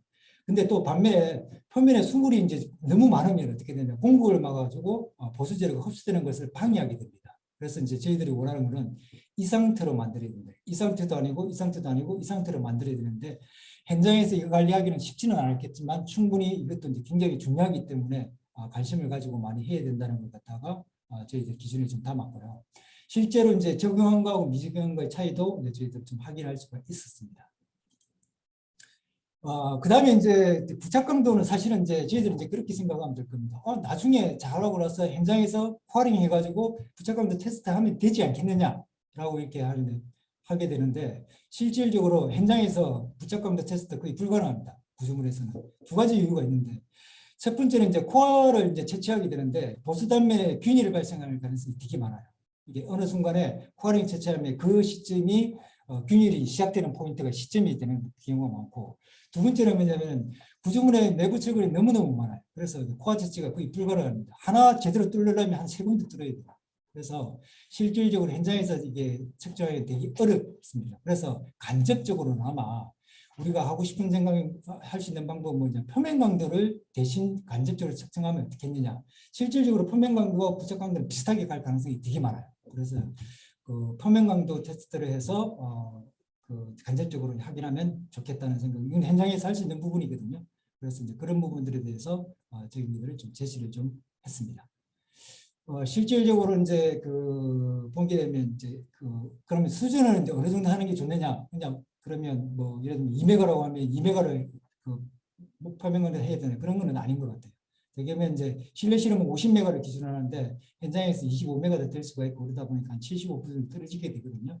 그래서 우리 기준은 한 1.5메가 이상 정도만 되면 현장에서 표면 강도로서 오케이 하면 되지 않겠냐 이렇게 좀 제시하려고 하고 있습니다. 네, 이상 이제 그 시공 제로 품질 기준과 시공 기준을 이제 요약해서 이제 좀 정리를 좀 해봤고요. 결론을 간단하게 좀 말씀드리면 이제 단면 복부 공사비에서 이제 균열 부착 대단히 이제 심각합니다. 그래서 이제 우리가 시험 기준과 시공 기준을 제로 시험 기준과 이제 시공 기준을 이제 개선을 좀 추진을 했고요. 그 제로 시험 같은 경우는 성능 기반을 좀 가려고 좀 했고 기준 항목도 좀 정립을 하고 있고 시험 방법도 콘크리트로 좀 통일을 좀 했습니다. 또한 이제 제로 시험 기준 강화를 이제 위해서 균열 방지를 위해서 균열 변화 길이 변화를 기준을 좀 강화했고 균열 저항성 기준을 좀 추가한 부분이 있습니다. 그리고 가능한 이제 부착성 높은 재료 사용을 유도를 하기 위해서 부착강도 기준을 좀 장악했습니다. 우수한 보수 재료는 어떤 거니까 좀 고민을 좀 한다는데 이런 거 아닐까 싶습니다. 이 부착 성능이 좀 우수해서 모재와 일체가 될 수 있고 그다음에 자체 최적 변화는 제거해야 됩니다. 건조 추측이 제거해야 되고 외부 과정 예를 들면 온도 변화나 사용 과정이 작용하게 되면 구조물도 변하게 되잖아요. 그 구조물과 비슷하게 거동을 하게 되면 아주 좋은 재료가 아닐까 이렇게 생각합니다. 그다음에 이제 전체일대 모태적 사용은 아주 중요한 거 아닐까 그런 생각이 듭니다. 이상 발표를 마치겠습니다. 네, 수고하셨습니다, 일 박사님. 시간이 많이 지나서 바로 패널 토론으로 넘어가겠습니다. 이번에는 강원대 박철우 교수님께서 먼저 말씀을 좀 해주시기 바랍니다. 네네. 네, 좀 짧게 부탁드리겠습니다.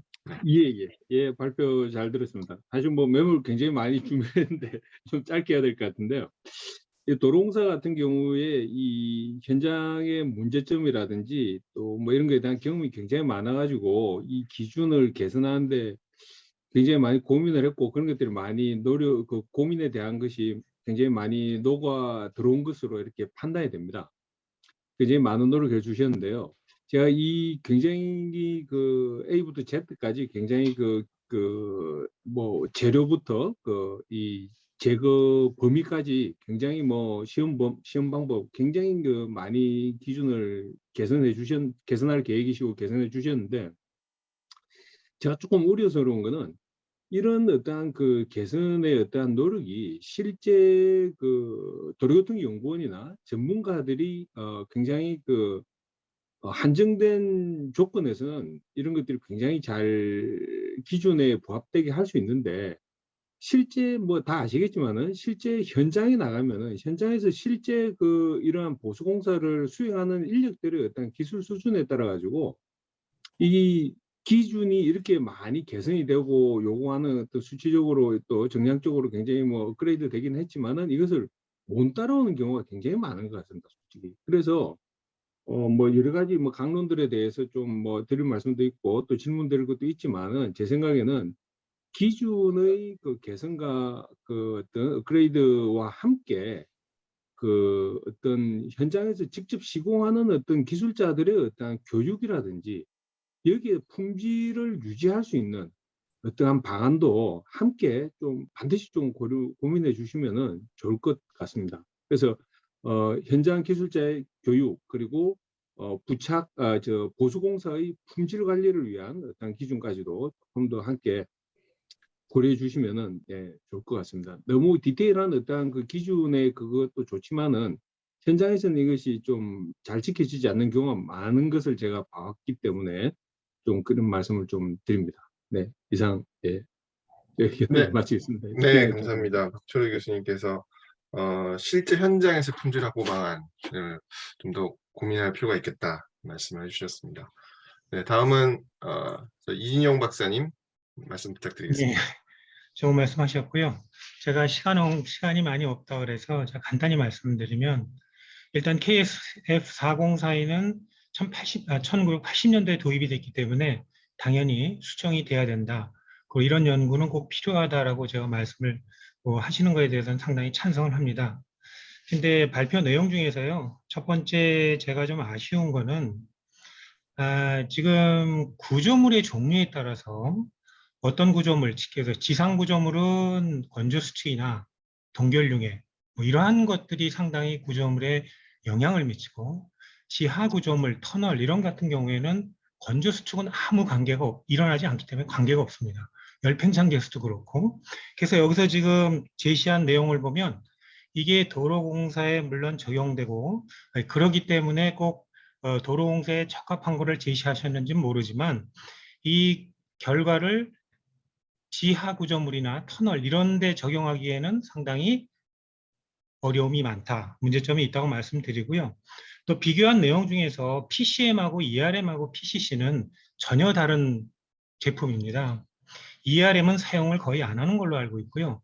PCC는 콘크리트고 PCM은 몰타르인데 이거를 같이 놓고 건조 수축을 비교한다거나 이런 이유는 가서는 하기는 좀 곤란한 게 PCC는 콘크리트는 주로 도로 포장에만 사용이 되고 PCM은 주로 피어나 슬라브나 이런 보수용으로 사용되는 거기 때문에 여기에 따른 기준은 당연히 달라야 된다라는 게 제 의견이고요. 그래서 이런 부분들을 같이 뭉뚱그려서 같은 기준을 만든다 그러면 아무리 좋은 기준을 만든다 하더라도 현장에서 적용하실 때 현장에 따라서 그 특성이 다르기 때문에 아무리 좋은 기준이지만 적용이 어려울 것 같다라는 게 제 생각이고요. 그래서 그런 부분들은 차라리 구조물별로 조금 그 기준을 만드실 때 건조 수축량이라든가 건조 수축량 물론 줄이면 좋죠. 그렇지만 줄여서 건조 수축량을 줄이면 결론적으로 부착 강도라든가 다른 역학적 특성이 상대적으로 줄어듭니다. 그래서 폴리머를 집어넣으면 부착 강도는 늘지만 건조 수축은 늘어나고 이런 상반적인 관계가 있기 때문에 이 모든 구조물을 하나의 기준을 가지고 다 적용한다. 이거는 제가 보기에는 조금 아쉬운 점이 많거든요. 그래서 구조물별로 좀 구분을 해주시는 게 좋고요. 하나 마지막으로 말씀드리고 싶은 거는 부착 강도에 영향을 미치는 거는 건조 수축, 동결용에도 상당히 많습니다. 그래서 동결용의 부분이 지금 빠져 있고요. 그 부분을 지적하시는데, 그 다음에 아까 그 부착 강도보다 계면 부착보다 콘크리트 단면에 대한 강도를 측정해서 그 품질을 정하겠다는 것은 조금 위험 요소가 있는 게요. 탄산화된 부위는 오히려 강도가 더 증진됩니다. 그래서 탄산화된 부위에 대한 강도 측정을 하시면 기존에 있는 것보다 오히려 더 그 철근 부식이나 이런 데서 나빠질 수 있는데 그런 부분을 가지고 하나의 강도의 표준을 한다 이런 부분들은 조금 위험한 요소가 있기 때문에 좀 더 정리를 하실 필요성이 있다. 그래서 제가 부탁드리고 싶은 거는 전반적으로 많은 연구를 하신 건 좋은데 구조물별로 그 다음에 재료별로 이런 것들을 조금 더 세분화하시고 아까 우리 박철희 교수님 말씀하신 식으로 현장에도 같은 재료를 써도 습도가 얼마냐, 온도가 얼마냐, 바람이 어떻게 부냐에 따라서 건조 수축이라든가 균열이 많이 발생을 합니다. 그래서 그런 부분까지 추가로 하실 수 있으면 같이 좀 하셔서 조금 세분화된 어떠한 기준을 정하면 도로공사 이외에도 다른 여러 곳에서 같이 참고해서 사용할 수 있지 않을까 하는 그런 생각이 듭니다. 예, 감사합니다. 네, 감사합니다. 정리까지 다 해주셔가지고 제가 몇 가지 잘됐습니다. 제가 답변을 좀 네, 드리겠습니다. 이금 박사님 조금 짧게 말씀 부탁드리겠습니다. 첫 번째 이제 구조물의 종류별로 이렇게 말씀을 드렸는데 저는 사실은 이제 교량 쪽 전공자라 가지고 터널 쪽은 생각은 하진 않았어요. 근데 저는 제 생각에는 터널하고 별다른 차이가 없다는 생각이 좀 들어요. 지하 구조물은 좀 잘 모르겠다는 생각이 좀 드는데 대개 보게 되면은 이게 이제 건조수축의 이제 일평창에서 이렇게 말씀하셨는데 이게 이제 재료에 사용하는 방법의 문제가 아닐까라는 좀 생각이 좀 들고요. 아까도 이제 그런 말씀도 하셨던데 PCM 계열하고 이제 BC 계열은 좀 다른데 제가 이제 저희들이 이 방향을 보게 되면 이 방침의 이제 방향을 보게 되면 대체로 PCM 계열보다 BCG 계열을 좀 사용하도록 유도를 하려고 합니다. 왜냐하면 PCM 계열은 극단적으로 제가 보기에는 균열 잡고 부착까지 좋게 하기는 좀 약간 한계가 있지 않을까 그런 생각에서 전체적인 방향은 PCM 계열에서 저는 PCC 계열로 단면 복구를 좀 했으면 좋겠다는 취지에서 아마 전체적인 기준 자체는 방향은 그렇게 정한 것 같습니다. 그리고 이제 부재별로 교량별로 구조물별로 하는 거에 대해서는 좀 더 검토를 좀 해봐야 되겠는데 제가 보는 구조물은 별반 차이 없지 않을까 그런 생각을 좀 해보게 됩니다. 네, 이상입니다. 네, 알겠습니다. 감사합니다. 또 차후에 더 기회가 생긴다면 좀 더 깊이 있는 토론을 하면 좋을 것 같습니다. 시간 관계상 슬라이드 앱에 올라온 질문을 좀 살펴보도록 하겠습니다. 네, 제 맨 먼저 첫 번째 질문 중에 질문이 올라와 있는데요. 품질 기준 개선안을 혹시 시공해서 모니터링한 결과가 있으신지요? 이금 박사님 답변 부탁드리겠습니다. 우리가 이제 개선안을 이제 가지고 아까 현장에서 그 폐교에 대해서 이제 여러 가지 실험을 했던 부분들은 대개 보면은 이제 그 시공 기준에 대한 부분들이 좀 많이 반영이 좀 됐다고 생각하고 있고요. 재료 품질 기준 같은 게 저희들 좀 전체적으로 상향을 시켰기 때문에 이거는 이제 더 좋은 재료를 사용한다고 한다면 아무래도 저희가 이제 고민했던 부분들에 대해서 많이 개선되지 않을까 생각은 하고 있고, 그리고 실제로 이제 이 기준대로 이제 현장에 이제 한 5개 정도 이제 시범 시공을 하고 있습니다. 네, 감사합니다. 조금 아래로 내려주시겠습니까?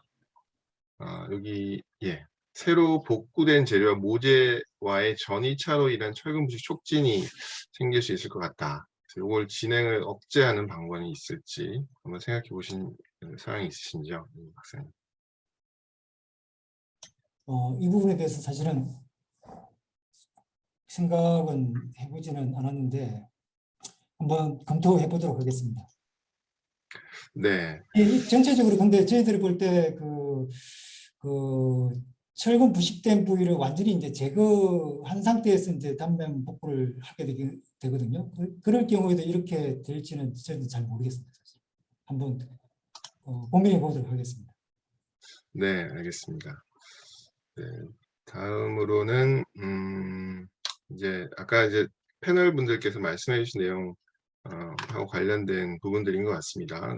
이 보도 포장 같은 이제 교육이 좀 필요하다 말씀해 주셨고, 또 실제 소규모 보수에서 뿜어붙이기 공법보다는 미장이 많아서 품질 확보 어려움이 많은 것 같다. 이런 부분들. 그래서 지금 이제 재료 품질 기준, 시공 기준 요 2가지를 발표를 해주셨는데 우리가 뭐 교육이라든지 또 실제 시공에서 어떤 관리, 시공 관리 이런 것들에 대한 부분도 좀 필요하다는 의견들을 많이 올려주신 것 같습니다. 또 김남희 교수님께서 질문 올려주셨는데 여기 채팅 앱을 같이 좀 보시면 좋을 것 같은데요. 채팅창 보시면 KSF 2476 그리고 2408 이 2가지 힘 강도의 차이가 1점 제하, 2점 제하 이렇게 해서 발생하는데 재료적인 측면에서 재료의 힘 강도를 제한하기보다는 절대값을 제시하는 것이 타당해 보인다. 이런 의견을 주셨습니다.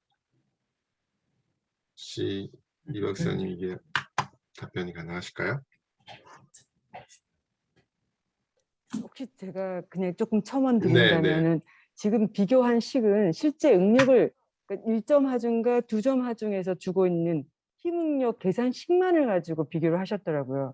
그렇게 맞습니다. 한다라면 그냥 시험하는 상황에서 발생한 실제 응력이 이렇게 검토된다는 것, 계산된다는 것이지 그게 재료가 저항해야 될 어떤 값을 말하고 있는 건 아니어서 그 2가지 시험 방법에서 실제 응력 계산하는 건 별도고 재료 자체에서 요구하는 것은 또 하나의 별도라고 생각이 듭니다. 그래서 한번 고민해 주십사고 의견을 드립니다. 네, 알겠습니다. 네, 감사합니다. 시간이 많이 지나서 질문 질의응답을 이것으로 마치도록 하겠습니다. 네, 수고해 주신 여러분 감사드리고요. 이것으로 발표와 토론을 모두 마치도록 하겠습니다. 네, 수고하셨습니다. 수고 많으셨습니다. 네, 지금 저희 뭐 당초 계획된 대로 11시 25분에 일단 발제 내용은 끝마쳤고요. 한국도로공사에서 고민해서 연구해 주신 것만큼 저희 서울시설공단도 이 콘크리트 노후화에 따른 방랑 문제 엄청나게 문제하고 있고 연구하고 싶은 과제입니다. 짧은 시간 안에 이걸 다 이야기를 나누는 게 좀 너무 짧았던 것 같고요. 다음 기회에 도로교통연구원 박사님 모시고 다시 한번 말씀 나누는 시간을 갖도록 하겠습니다. 네, 역시 공부하는 시간은 좀 힘든 것 같습니다. 네, 이 오픈 이노베이션을 끝마치기 전에 우리 공단에서 처음 도입하는 기술홍보 사전 예약제에 대해서 잠깐 소개해드리고자 합니다. 여러분 혹시 엊그저께 스마트 건설 활성화 방안에 대해서 발표 보셨는지 모르겠습니다. 그 내용을 보게 되면 스마트 건설 강소 기업 100개 이상을 우리나라에서 만들겠다. 이렇게 엊그저께 국토교통부에서 발표를 했죠. 좋은 기술이 만들어지고 활성화되기 위해서는 공공기관의 역할이 가장 중요하다고 생각합니다. 우리 공단이 시행하고자 하는 기술홍보 사전예약제는 민간의 우수 기술에 대해서 상시적으로 공단 사업장에 소개할 수 있는 그런 채널입니다. 그간 우수한 기술을 개발했지만 공공기관의 기술 지원 제도의 제한 조건을 충족하지 못해서 충분히 홍보 기회를 갖지 못했던 것이 사실입니다. 대면 방식이 아닌 인터넷을 활용해서 공공 예약 방식으로 비대면 화상회의 방식을 통해서 공정하고 투명하게 홍보 기회를 제공드리고자 합니다. 자세한 내용은 공단 홈페이지나 또는 테크PR 시설.or.kr 웹페이지를 참고해 주시고요. 관심 있는 우수 직원들이 많이 신청할 수 있도록 여기 계신 분들께서 많이 이렇게 홍보 부탁드리겠습니다. 마지막으로 한 30초짜리 기술홍보 사전예약제 쇼폼 콘텐츠 보시도록 하겠습니다.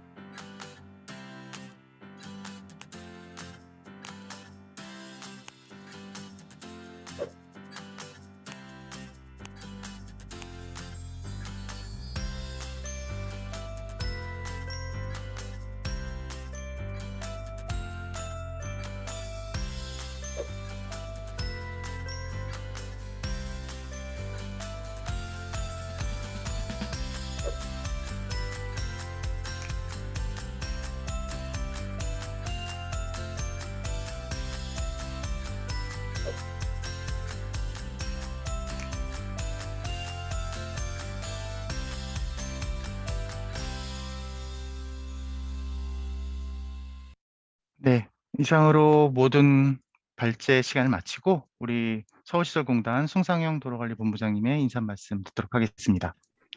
네, 안녕하세요. 도로본부장 송상영입니다.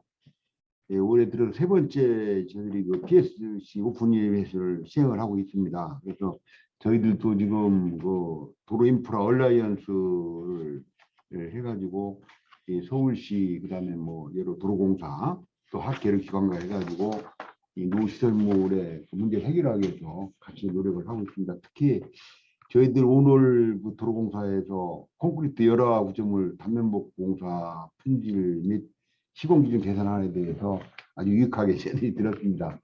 현재 노후시설물의 상태가 어느 정도냐면요. 저희들이 그 뭐 청계천이나 한강이나 보면은 그 산책로라든가 자전거 도로가 잘 돼 있지 않습니까? 근데 상부에는 고가도로가 구성이 돼 있어요. 그러다 보니까는 그 상부에 있는 시설물이 노후되면서 콘크리트가 방락되는 현상이 생기고 있습니다. 저희들이 일단은 시민 제의를 막기 위해서 상부에다가 우선은 그 방락 방지망을 좀 급한데는 설치를 하고 있습니다. 아주 심각한 그런 실정입니다. 저희들이 이제 이 부분에 대해서 좀 집중적으로 저희들도 연구를 하고 또 어떤 뭐 실증 시험 같은 걸 통해서 개선할 계획인데 그런 부분에 대해서 뭐 저 얼라이언스라든가 이런 협의체를 통해서 같이 공유하고 많은 도움을 줬으면 좋겠습니다. 저희들이 이제 PSC 부분에 대해서는 저희들이 뭐 외부 텐던 그다음에 내부 텐던에 대한 연구가 진행되면서 실제적으로 첨가 밀주라든가 이런 규량의 그 밀파기 조사를 시행을 하고 있습니다. 앞으로도 저희들이 그 지금까지 PS 분야에서 한 대로 해가지고 했지만은 더 노후 인프라를 확대해서 노력을 할 계획입니다. 그리고 또 도로 시설물에 대한 유지 관리의 뭐 디지털화라든가 좀 전에 우리 샤범민 센터장이 그 국토부에서 발표한 내용을 말씀드렸는데 스마트 기술 개발 등을 통해서 현실에 안주하지 않고 앞으로도 계속 나아가는 공공기관이 되기 위해서 최선을 다하겠습니다. 장시간 동안 수고 많이 했습니다. 감사합니다. 네, 고맙습니다, 본부장님. 오늘 많은 기관에서 한 120명이 넘는 분들이 참석해 주셨습니다. 정말 감사드립니다. 아까 미처 소개드리지 못한 한국콘크리트학회 부회장님, 장봉석 부회장님, 김영진 소장님, 한국도로공사 양정화 차장님, 서울교통공사 이수재 부장님 등등 많은 분들이 참석해 주셨는데요. 정말 감사드립니다. 다음 달 8월에는 사회기반 시설의 스마트 유지관리 현재와 미래에 대해서 한국건설기술연구원에서 그리고 중소노후교량 실증 기반 성능 및 보수보강 연구 성과에 대해서 노후교량 장수명화 연구단에서 발표할 계획입니다. 많은 관심과 성원 부탁드리겠습니다. 장시간 오픈 이노베이션을 진행해 주신 한국교량 및 구조공학회 장승엽 교수님, 패널 및 전문가분들, 그리고 오늘 참석해 주신 모든 분들께 감사의 말씀을 드리며 오늘 행사를 마치도록 하겠습니다. 수고하셨습니다. 오늘도 행복한 하루 되시길 기원드립니다. 감사합니다.